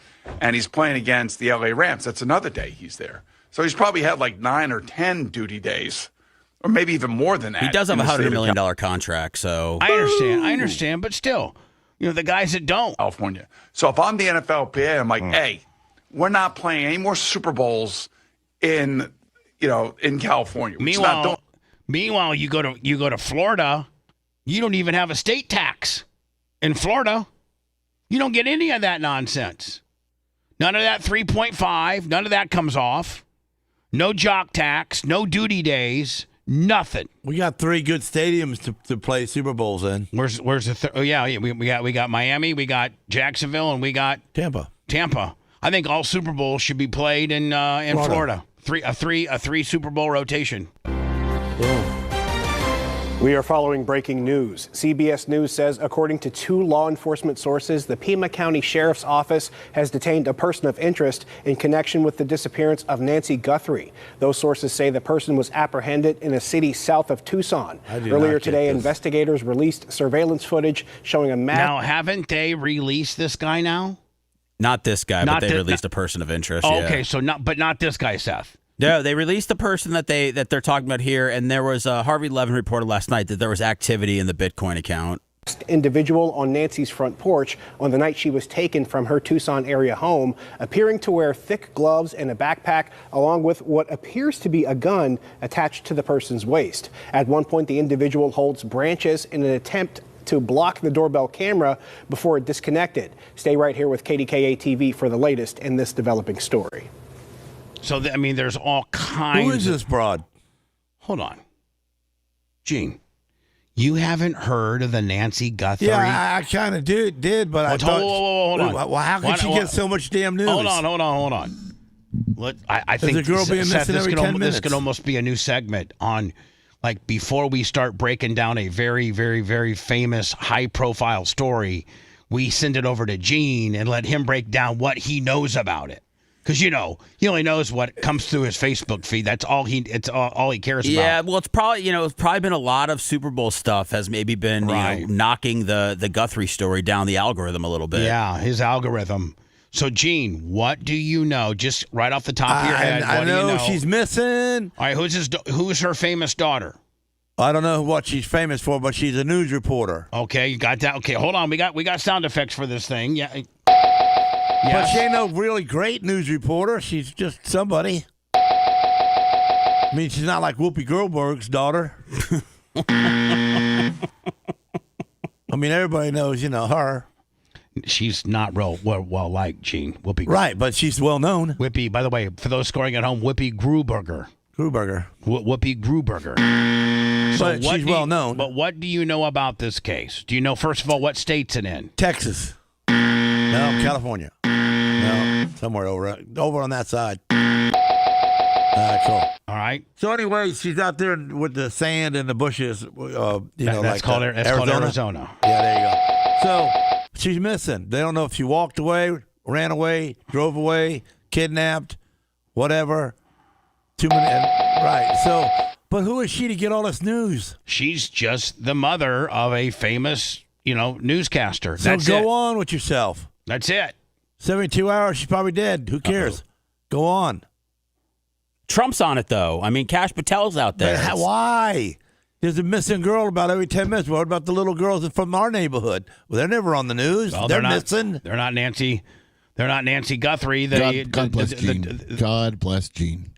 Think about it, man. There's a missing girl like every 20 minutes in life. They've been running the same 10 seconds of video over and over. And it's on everything. It's on my Facebook. I'm tired of looking at it on my face. Get off my phone. I'm on Facebook, and I don't care about that old lady if you missed it. And she's old enough to have. She better had a good enough life by then to be. If she didn't, it's her fault. get God, get out. She better have a good enough life by then, because if it ain't, it's her fault. It is her fault. Here we go. Oh, let me see. Damn it, it keeps... And her daughter probably stuck her out there in Arizona by herself like that so she would walk off. She don't have to raise her. What? So about 12 minutes ago. For any payments. What are you seeing? So about 12 minutes ago. Now, this is Harvey Levin from TMZ reporting that, and he's been keeping up on the Bitcoin account. And he has the ability to see if there's any activity that's been on this Bitcoin account, the Bitcoin account that the bad guys gave the Guthrie family to put the money in. And as of 10 minutes ago, while he reported this late last night, there had been, like Seth said, there had been activity in the Bitcoin account, meaning that potentially they put money in? The Guthrie family put money in the bad guy's account. Hold on. Damn it, this damn thing. So if these guys are from Pakistan or Israel, activity like what? That's what I can't talk about. There are reasons I can't, but all I can say is there is now activity in that Bitcoin account. Okay, now let me just ask one more question and you'll share with me what you can. But when you say activity, is that you can see money is going into the account, or are you able to tell whether it's money going in or going out? He's going to answer, I can only tell you there's activity in this account. God damn it. As I understand this, money going in. And the only thing you would see is money. And Aaron, that's all I can say. Okay. All right. So how much? It completely mutes it anytime you hit it. Ridiculous, CNN. 12 minutes ago. So you actually saw money go into that Bitcoin account. And just to be clear, this is the Bitcoin account in the first letter where the individual had said, you're not going to hear from me again. And this is where to wire what the second letter made clear after last night would have been $6 million. Yeah. Yesterday, I said to you that I didn't know whether that second letter may have contained a different Bitcoin address. I don't think it did now, because I can tell you that the link we have from the first letter is what we've been checking. And again, all I can say is, as of a few minutes ago, for the first time, we saw activity. Activity. So that means this is an inside job. The daughter's got something to do with it because she gone broke. Because she sucks on the radio. I mean, on the TV. Well, she doesn't suck on the TV, Gene. I've never seen her before. She makes $8 million a year. She probably is not. Probably spends 10. Got herself in trouble. Yeah, Tanya, Diane, Today's Show host Savannah Guthrie now begging for the public's help as authorities release new images from the night of the abduction for the very first time. Now free to go. This morning, the person who says he was detained for questioning in connection with the abduction of Nancy Guthrie has now been released. Investigators focusing on the small town of Rio Rico just south of Tucson, Arizona. Descending upon this home where a court-authorized search was completed overnight, but still no apparent sign of Nancy Guthrie. A woman claiming to be the homeowner spoke with our ABC affiliate KNXV, saying someone called in a tip reporting Guthrie was there. I don't know who she is. I don't know anything about her. They only said that they gave a tip that she was in my house, and I told them, you can go in and search my house. There's nobody there. I have nothing to hide. She told reporters her son-in-law was the person detained by police, identifying the vehicle in a picture and saying he's a delivery driver in Tucson, but insisting he had nothing to do with Nancy Guthrie's disappearance. Detaining people while you're doing a search is not uncommon. It comes hours after the FBI released new images of a masked man approaching Nancy Guthrie's home the night she was abducted. The video showing the suspect appearing in the entranceway, slowly walking towards the front door, his face covered by a ski mask, wearing gloves and carrying a backpack. Authorities say he was armed with a gun on his waistband. There was a lot to look at. Let's not forget that at the front door there was blood splatter or blood drops at the front door.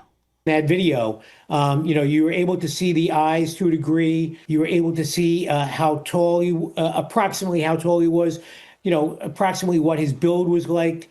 All of those indications will help somebody identify. Now, is that officially probably the person that they're they think took her? I mean, it looks like somebody that would take a person. Right. I mean, it's got to be. It's the only activity that was at that door that would be, What kind of vehicle did he have outside on the driveway? I don't know. They said that he may have walked through the foothills to leave no trace, and they actually drugged the old lady. And I saw probably overweight, and I saw through the dirt. Other reports that he may have switched shoes as well. That person. Savannah Guthrie quickly sharing those images on social media. This is the newscaster right here, Gene. Yeah, writing, quote, "Someone out there recognizes this person. We believe she is still out there. Bring her home." And sources told ABC News the Guthrie family was shown these images before they were made public and that they did not recognize the man. But again, Tanya, Savannah Guthrie and the family just asking for the public's help. Same color eyes. Seems like they're chasing ghosts, man. If they went to somebody 2 doors down and said, "We got a tip that she's inside your house." Yeah. This sounds like it could be pretty big. Jonathan. Yeah, Sean, the biggest news of a big breaking news night. Fox News now has 3 sources confirming that a person has been detained in connection with the Nancy Guthrie. But that person wasn't this guy. The person they detained was some kind of delivery driver that may have been there earlier, and he has since been, like Seth said, been let go. He'd been questioned and let go.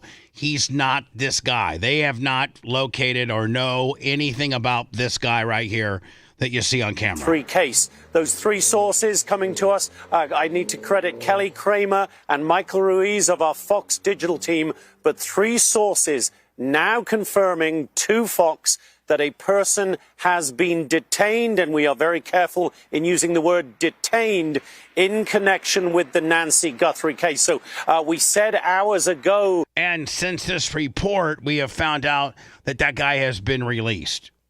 Sean, that in the wake of that video of somebody breaking into Nancy Guthrie's home in the early hours of Sunday, February the 1st, this investigation was clearly gathering momentum very quickly. As we stood here in the parking lot of the Pima County Sheriff's Department a few hours ago, we saw SWAT trucks rolling out after they'd been loaded with shields and other gear. We saw a mobile command center rolling out, and now we have the biggest news of the night. Once again, Sean, 3 sources confirming one person has been detained in connection with the disappearance of Nancy Guthrie. That is the huge breaking news at this moment, Sean. And as of now, that's no longer breaking news because that person has been released.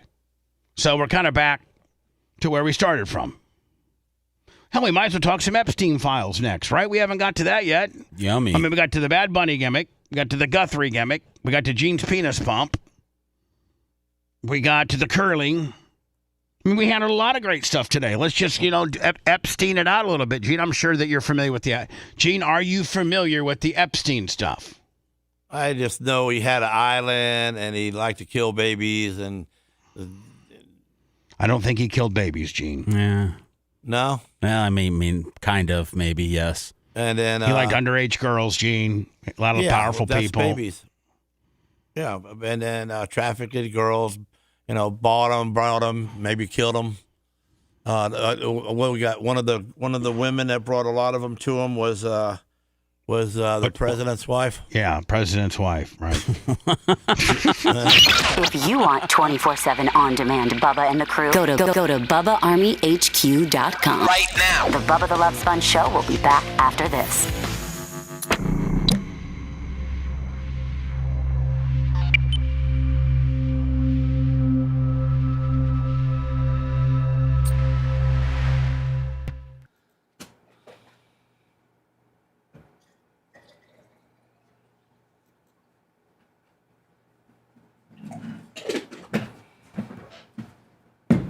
I don't know if there's a lore growing about Jeffrey Epstein, but there's a lot of stuff about that he was killed to kill people and bought shit, that whatever that acid is that breaks bodies down, and I don't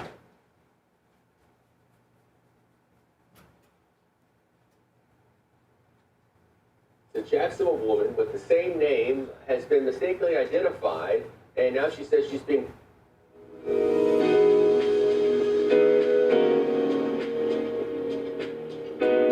targeted with threats and harassment. News Retracts reporter Alicia Hatcher explains how one video, one shared name, and a rush to judgment turned into a frightening case of mistaken identity. Bye, honey. Bye, friend. I got it. Go ahead. Go eyes.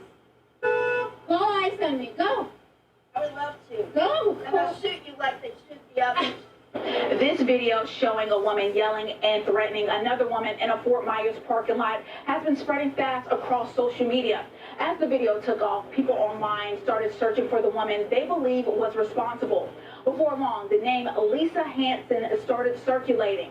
That's when a Jacksonville woman named Lisa Hanson says her life changed overnight. People started bombarding my Facebook, and I didn't know about it until Sunday afternoon when I was with Lexi. So I went on her Facebook and saw just a flood of comments calling her terrible names and saying that, like, she was this person in a video. The threats didn't stop online. Hanson says people reached out to her job, her church, and even up here at her feed store. I heard from one of my employees that we had a lot of people come in here on Saturday that they've never been in here before and asking them, what is your name? While I was with Hanson, I called the woman who posted the video. Hello. Hi. Maria Mejia says she had no idea the video would go viral or that someone else was being targeted until we reached out. As soon as you said that, I said, just call me. Like, I need to say I'm sorry to her. I need to see her in her face and say, I apologize for whatever you're going through. This is not my point. My point is that we are all humans and we are love, and love is greater than hate. So even if she was the person and she's not the person, I don't want anything.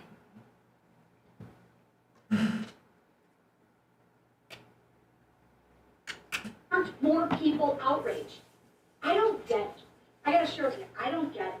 These folks are monsters. They're criminals. They murder.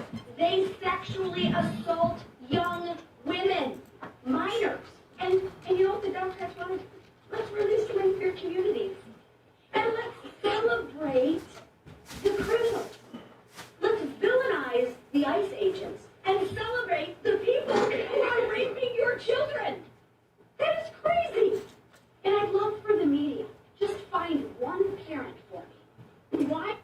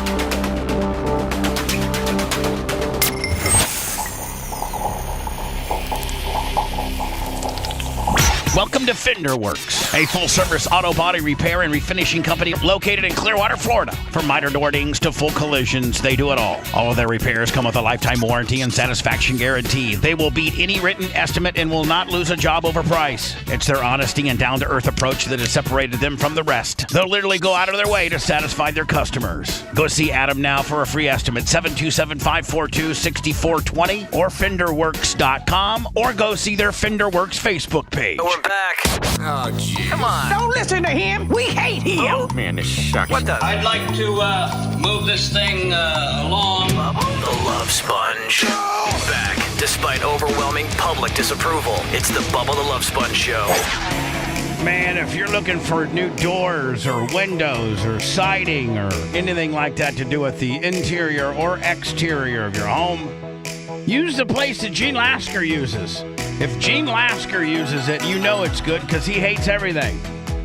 And it's also a very good friend of ours, Kurt Morgan's place. Started out just one little shop and has built it into an empire. I'm talking about Talk to his son. Mark Opie. Get a hold Opie, of he'll get a better deal. Get a hold of Opie. MorganExteriorsINC.com. MorganExteriorsINC.com. They got a very, very, very, very user-friendly portal. You can get a free quote.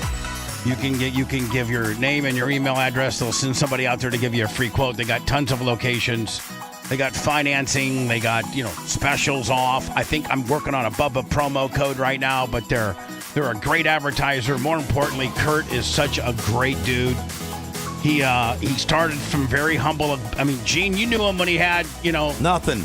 A skid steer and a hammer. Yeah. They're huge. They're unbelievable. And if you're Bubba Army and you can hear my voice, get a hold of them. MorganExteriorsINC.com. Get a free estimate. Their portal online is unbelievable, and they've been super supportive of the show. Kurt's really good friends. I think you've known Kurt longer than you've known me. Oh yeah, I think. Oh yeah, we did. So thank you for all that you do. Me and Kurt were together, on my race car when we first met you. I called you Mr. Microphone. Oh, was he in? Was he in on trying to kill me? Yeah. Well, he went in on it, but he would have known about it. But he'd have known about it. Right. Been one of three people. Then he would have been one. Who would have, if you were, Gene was going to kill me one day. I was driving across the Howard Franklin Bridge, and he was going to. Bubba was taking my life away from me. And I was. Everything I've worked for. I talked about Gene's inability to be a fair driver at the East Bay Action Track and how many times he had wrecked me and how just how much of a dick he was. And I took his spot and I got a hold of Burger King, who was his sponsor, and put some pressure on them along with a couple others. And Lasker had never fought that type of battle before. I had no battle. Well, how can I fight it? So I'm saying you're used to just fighting people straight up. Yeah. I had a microphone. And it was something that you'd never dealt with before. Yeah, you get into a fight at the racetrack one week, and next thing you know, you're back to being friends 3 weeks later because nothing happened. But you kept it going daily. Gene Lasker's racing uniform is made out of baby seals. I'm driving down. Remember Ned's song? Yeah, and I'm driving down the road and I'm effed up by Gene Lasker. Watch, see if you can find that for me. It's called Effed Up by Gene Lasker. So we'd write songs about him, and he'd start losing clients and advertising, and so he was going to. Listen, man, you got to do something about this guy. He was going to kill me. He was going to kill me. What else could I do? Well, not kill me. Well, what? You wouldn't shut up. You wouldn't leave me alone. So you did the smart thing. If you can't beat him, you join him. You join them. Yeah. And so that's what I said. But that was after you got into a wreck, which you should have just quit. But you didn't quit. You looked for a ride. That's when I said to myself, nobody that makes the kind of money he does and about killed himself goes back into the racing unless he really loves it. So I figured you had some kind of heart for it, and then I could be a real hero by making you win. Damn, I would have loved to be in Lasker's head when he was running through killing you or joining forces with you. Hey, Rusty, do we kill him or do we? I built an aluminum bracket that fit right on the door so the gun wouldn't slip when I passed him on the interstate, when I passed him on the bridge.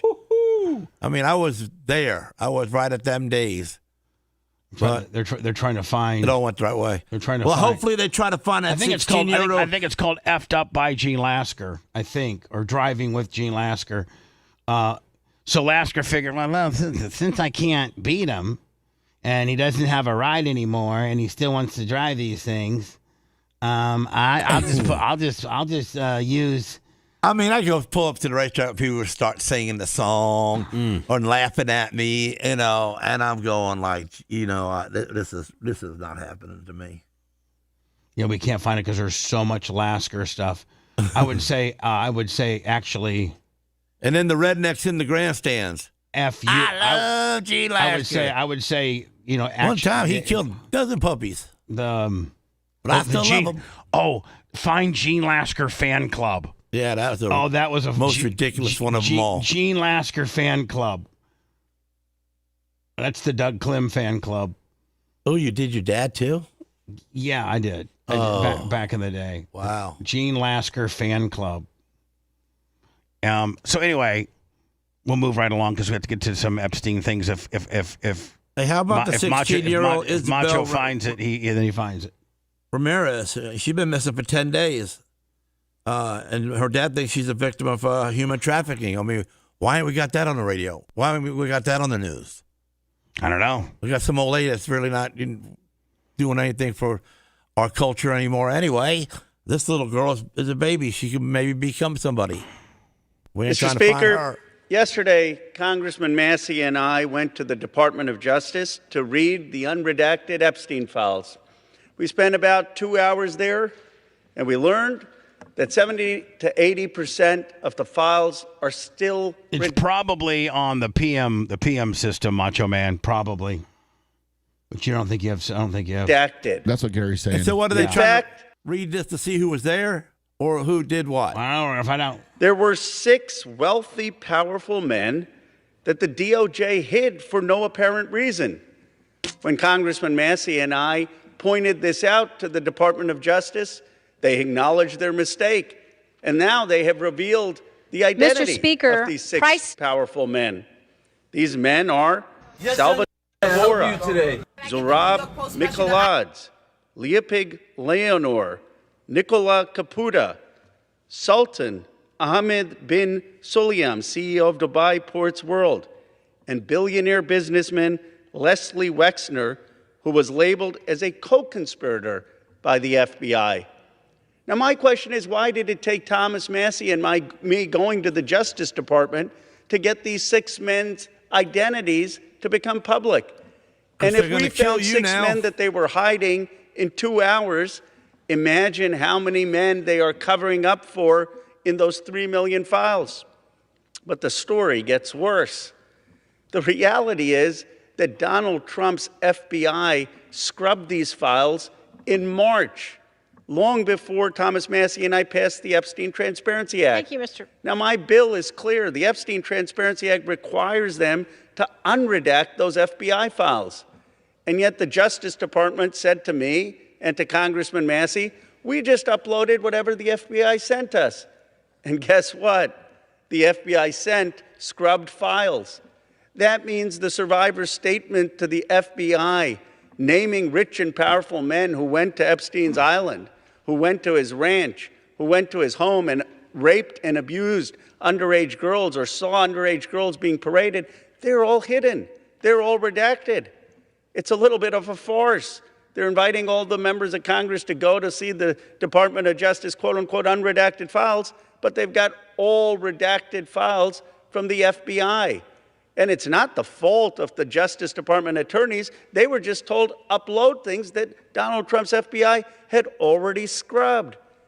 It's a blatant violation of the Epstein Transparency Act, but it also asks a fundamental question. Who are they protecting? Why are they protecting these rich and powerful men, people I call part of the Epstein class? Why are we in a country where there is no elite accountability for people who do the most heinous things? You have in England the king now calling for an investigation and possible prosecution of his own brother. You have in Norway the princess who no longer has support to be the queen. And yet in the United States of America, we have someone in the cabinet, Howard Lutnick, who is all over these Epstein files, who allegedly had business with Epstein after he was convicted of pedophilia, and he still is in the cabinet. Wow. We need to ask ourselves, are we in America going to have elite accountability? Are we going to call on rich and powerful people who broke the law or cavorted with a pedophile, a convicted pedophile? Are we going to call them to account?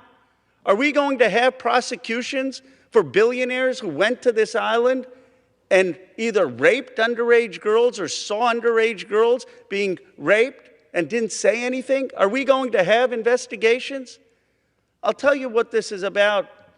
It's not just about the 1,200 survivors. It's about 2 tiers of justice in America. It's about people who can accumulate wealth and power and don't have to care about the rest of America. They have destroyed so much of this country. Income inequality is at a 60-year high. Workers' salaries are less than they have been for 75 years as a part of GDP.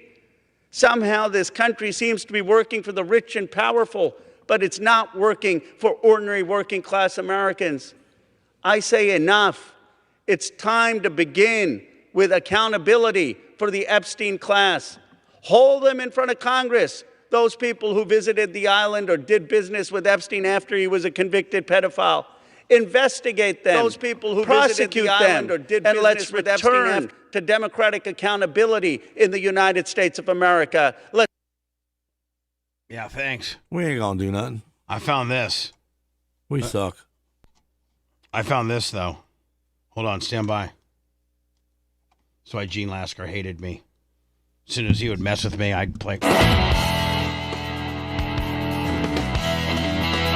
And Lasker would be working in his shop, and he'd have to hear this in the morning on the number Every one single morning on the number 1 rated morning show. They had about a 30 share. And we had to listen and see what he was going to say about me. And then Lasker's phone would just start. It would ring all day from this one song.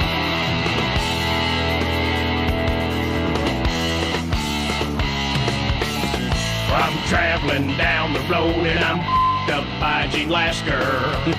He got pissed off and spun my car cause I was going faster. You better get out of his way if he comes in. By the way, Macho Man, thank you so much. I know it was a pain in the ass to find you to send it back. You sure did find it quick, God, though, didn't you, he's a man. Macho Man, I love you, and Gary. Your direction.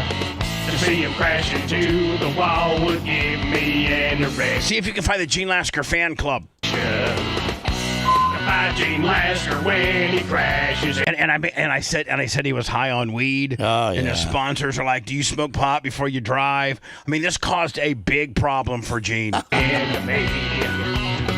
Call the cops because Lasker's driving like he's high on weed. The guy is driving like Ray Charles drives like he cannot see. When he spins everyone out, he'll finally take the lead. I'm driving around the sprint car track.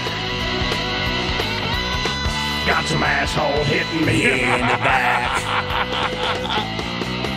It's Lasker driving like he's on crack. Goodbye, Gene Lasker, every race. And you will too. And you'll be too, baby. So we would literally play that like Lasker would mess with me. That was your opening music. Yeah. How long did it take you to finally like that song, Gene? He never. Well, he I liked it from the beginning because it put me out there, good or bad. I was making fans like nuts. You know what I'm saying? We actually divided the fans. People would go to East Bay, and half would be pulling for me. It was like almost. It was almost like a pro wrestling gimmick. Like, I was the baby face and he was the heel. Right. And Okay. It really it worked. And then we finally got together and be like, hey, let's join forces together. I don't have a ride. I wrecked my car. My car's my guy's not going to put me in a car. Lucky I didn't get killed. I'll drive. Lucky you didn't get killed. I'll drive for you. And you drive, and so then I got Hogan's permission to use his likeness. So I drove the red and yellow babyface Hogan car, and he drove the NWO car. and it was just We had it was so much it fun. was you know what? There's probably not been another sprint car moment in the history of Florida as when we drove the Hogan car. Hogan cars. The yeah. Hogan cars. I mean, we was on front page magazines of all the races. Hello, everybody. I've just gotten back from this Department of Justice satellite office. I guess they call that a skiff. Jay told us that yesterday, when you can see stuff that is privileged and the media can't see it, but you as a congressman or a senator, you can see it, but you can't talk about it. It's called a skiff. Seemingly otherwise desolate facility where they've set up some offices and some computers for us to go and review the Epstein files. I went over there and I was able to determine, at least I believe, that there were tons of completely unnecessary redactions in addition to the failure to redact the names of victims. And so that's troubling to us. There are puzzling, inexplicable redactions, and so we need some explanation from the Department of Justice about what their process was and why it seems to have created so many erroneous non-redactions, causing tremendous pain to survivors, and then so many seemingly false redactions. We got to speed this guy up. Made it. Yeah. Holy hell. Sorry. No, I don't know why he took that long to say 10 words. Yeah. Caroline Levitt. And that remains true. And this call, if it did happen. And by the way, they're now parading around that Trump, whether this is true or not, was one of the first people in like 06 or 03 or whatever to actually call the West Palm Beach Police Department and complain. They're claiming Trump was the initial whistleblower on Epstein, which he might have been. I don't know, but they're certainly they're pounding their chest on it.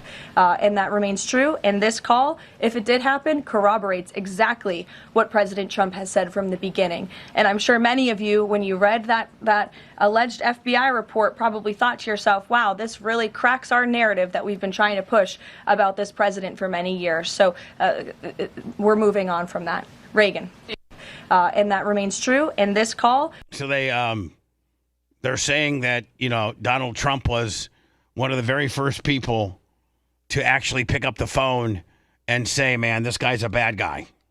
Jeffrey Epstein's death before it officially happened has surfaced among the millions of files released last weekend. The statement from the U.S. Attorney's Office is dated August 9th, 2019, while the Standard account says this is a day before he died. They already had a death report written a day before he died. File was found in his cell at 6:30 a.m. on August 10th. His unexpected death in custody came as he was being held ahead of his trial for conspiracy and sex trafficking. He was reportedly not on suicide watch at the time, despite being found injured in his cell 2 weeks prior. A statement appearing to confirm Jeffrey. Oh, Gene, guess what I found? Uh-oh. And we're going to end the show with it next. The Lasker Fan Club. We'll end the show with it next. Okay? Okay. Want to listen to the show on demand and on the go? Enlist today at BubbaArmyHQ.com. Sign up and start listening. The Bubba the Love Sponge Show will be back after this.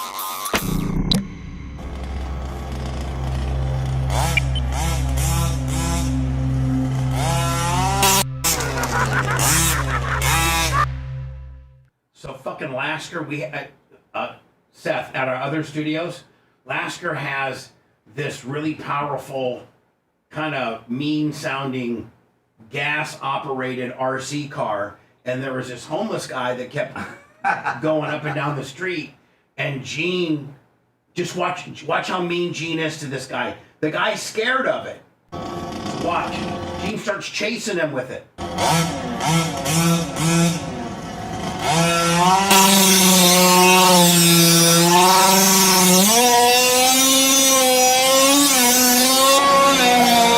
So Gene's just having fun doing donuts, and then here comes a homeless guy.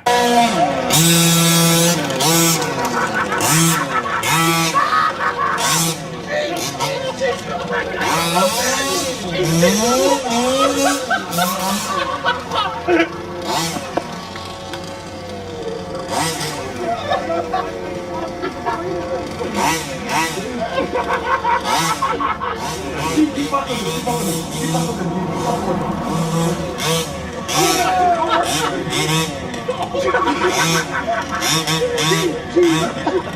guys gotta get this. Don't worry about us. Get this. Just fucking with them. Gene, how to back him down.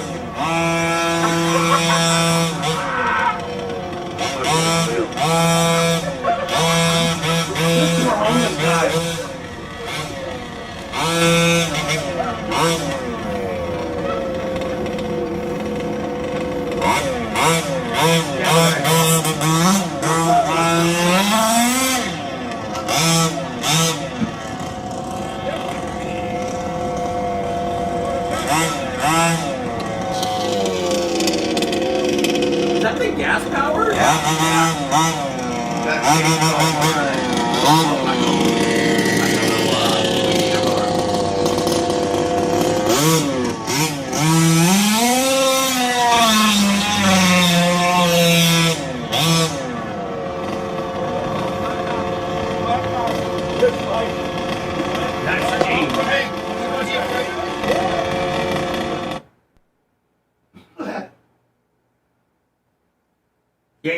Yeah, Alaska Fan Club's a bit. Yeah, I know, but yeah, you're good.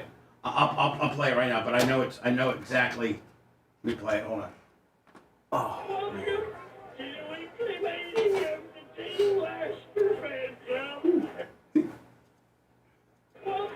Yeah. So Lasker would have to hear this on the radio while he hated me. Uh-huh.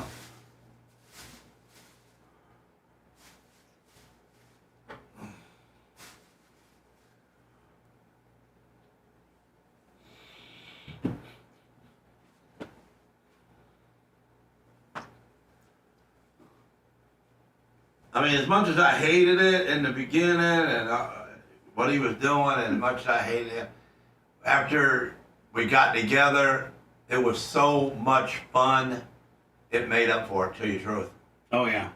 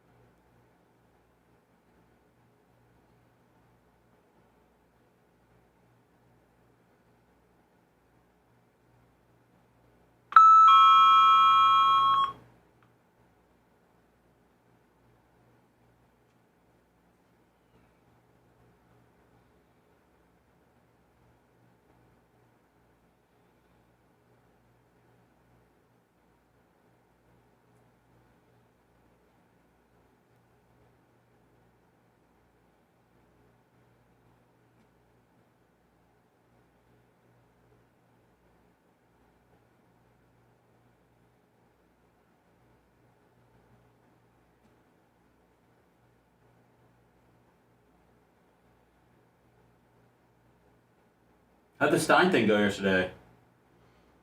Oh, it was funny talking to him having to be Radio. Johnny Radio. He was like Johnny. You know, it was just funny.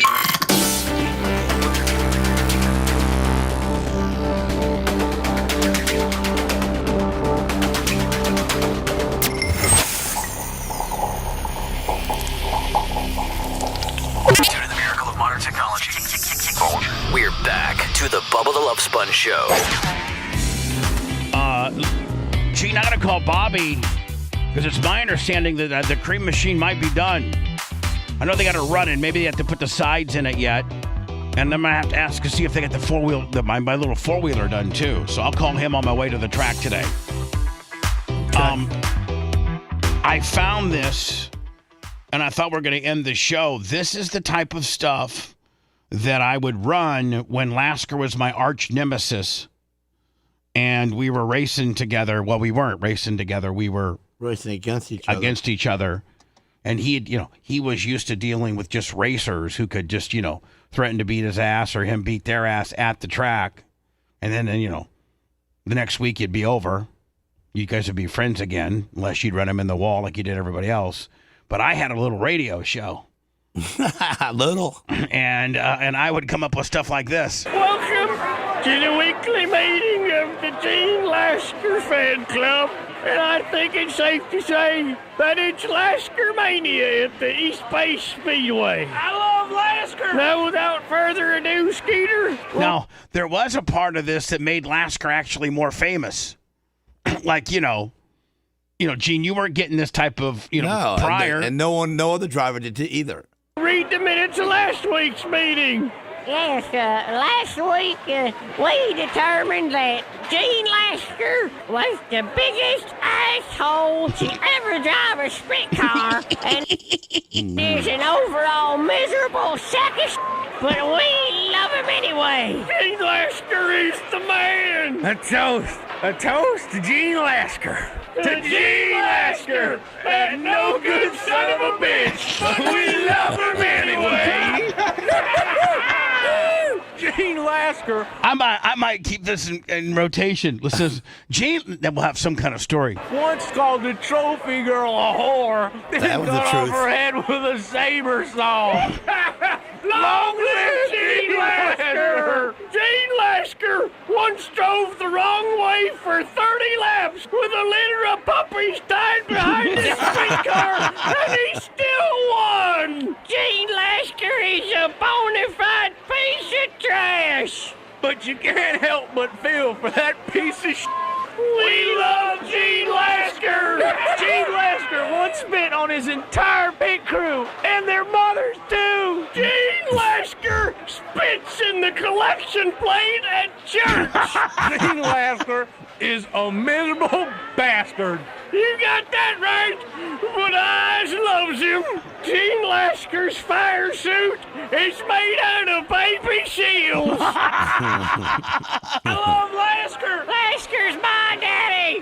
God, I love Gene Lasker! Gene Lasker has that certain je ne sais quoi. Gene Lasker once used dead babies for tires. He's a visionary. Lasker's a prophet. Gene Lasker could kick Jesus' ass. A reading from the Book of Lasker. I named my daughter Gene Lasker. Gene Lasker's so mean, he once shot a man just for snoring. That's why it hurt you, asshole! Gene Lasker parks his sprint car at the handicap space at the mall. What a sucker! But we love him anyway! Oh my! Man, he must have wrecked his voice doing that. Holy hell! Oh man! Oh no, he was something. He was an artist. Oh my God! And you get so much crap from that. Oh my God! Gene Lasker had his rear tires made out of babies. There was like 8 or 10 Gibsonton guys. Tommy, I forget his last Randy name. Burnett. But Tommy was the head of that clan. And Tommy and his boy and his wife, and they get up there and they could say that whole song just like it was, but live. And they would sing it and holler it out while I'm sitting there watching the race in between the two heat rating feature. So listen, Lasker, before we leave, you got to be on special good behavior. Seth's going to be here on Friday. I'm not going to be here. I'm sometimes the only time guy that can keep you in check. So. Corporate Gene Lasker. Corporate Gene Lasker. If I'll go to say something, I'll think about it. Then I'll think about it again. Anytime we had a big time sponsor, Seth, that was going to come by the trailer and look at the hauler and maybe do some business with us and write us a check, I would have to talk to Gene for like no less than an hour saying, Corporate Gene Lasker. We got a chance to get a check here for sponsorship. Can I get like casual day Corporate Gene Lasker? Well, I mean, I don't want him. I don't want him. I can't have him all buttoned up on me. I don't want him neutered. No, I won't be none of that. You know how to. I need him loose, man. We're doing loosey goosey stuff. Well, then you, as the leader, say, "Loosen up, Gene." If you think you. We're gonna be loose, man. Trust me. I love you, Sarah. I love you, Gene. I love you, Sarah. I love your merch, Craig. Wow, Gene didn't say it back. Damn it. You didn't say I love Seth back, and he said he loved you, Gene. Oh my God. We'll figure this out on Friday. To be continued. Tomorrow is Seth Kushner's first day. And Friday we'll have. By the way, tomorrow you got Babyface and Tuttle, correct? That is true. And then Friday you got G. Lasker. Oh yeah. There you go. The next 2 days hosted by the Seth Kushner. I won't be back till Monday. And tonight is opening winter dirt game 17. USAC live at my track. By the way, it'll be on Flow. If you want to watch it, it'll be on Flow Racing. Go to flowracing.com. I have that channel now. Yes. Really? Yeah, I do. Yeah. On Get a Box. Really? I mean, it's what time is going on? I don't. Okay, you know what? I'll just have it on when I go home. Then I'll just put it on and wait for it. I think it'll start like at 6:30. Perfect. I'm free. 6:30. So if you have Get a Box, go down to the Flow Racing gimmick and watch my track. Will you be on it all or no? You'll see me on the track. He butts into the camera from time to time. I don't butt into the camera. I just do my duties. Well, I'm proud you got somebody to watch your shot while you're gone. That's cool. I got a hell of a guy. The shows will probably be better without shut me. the hell up, man.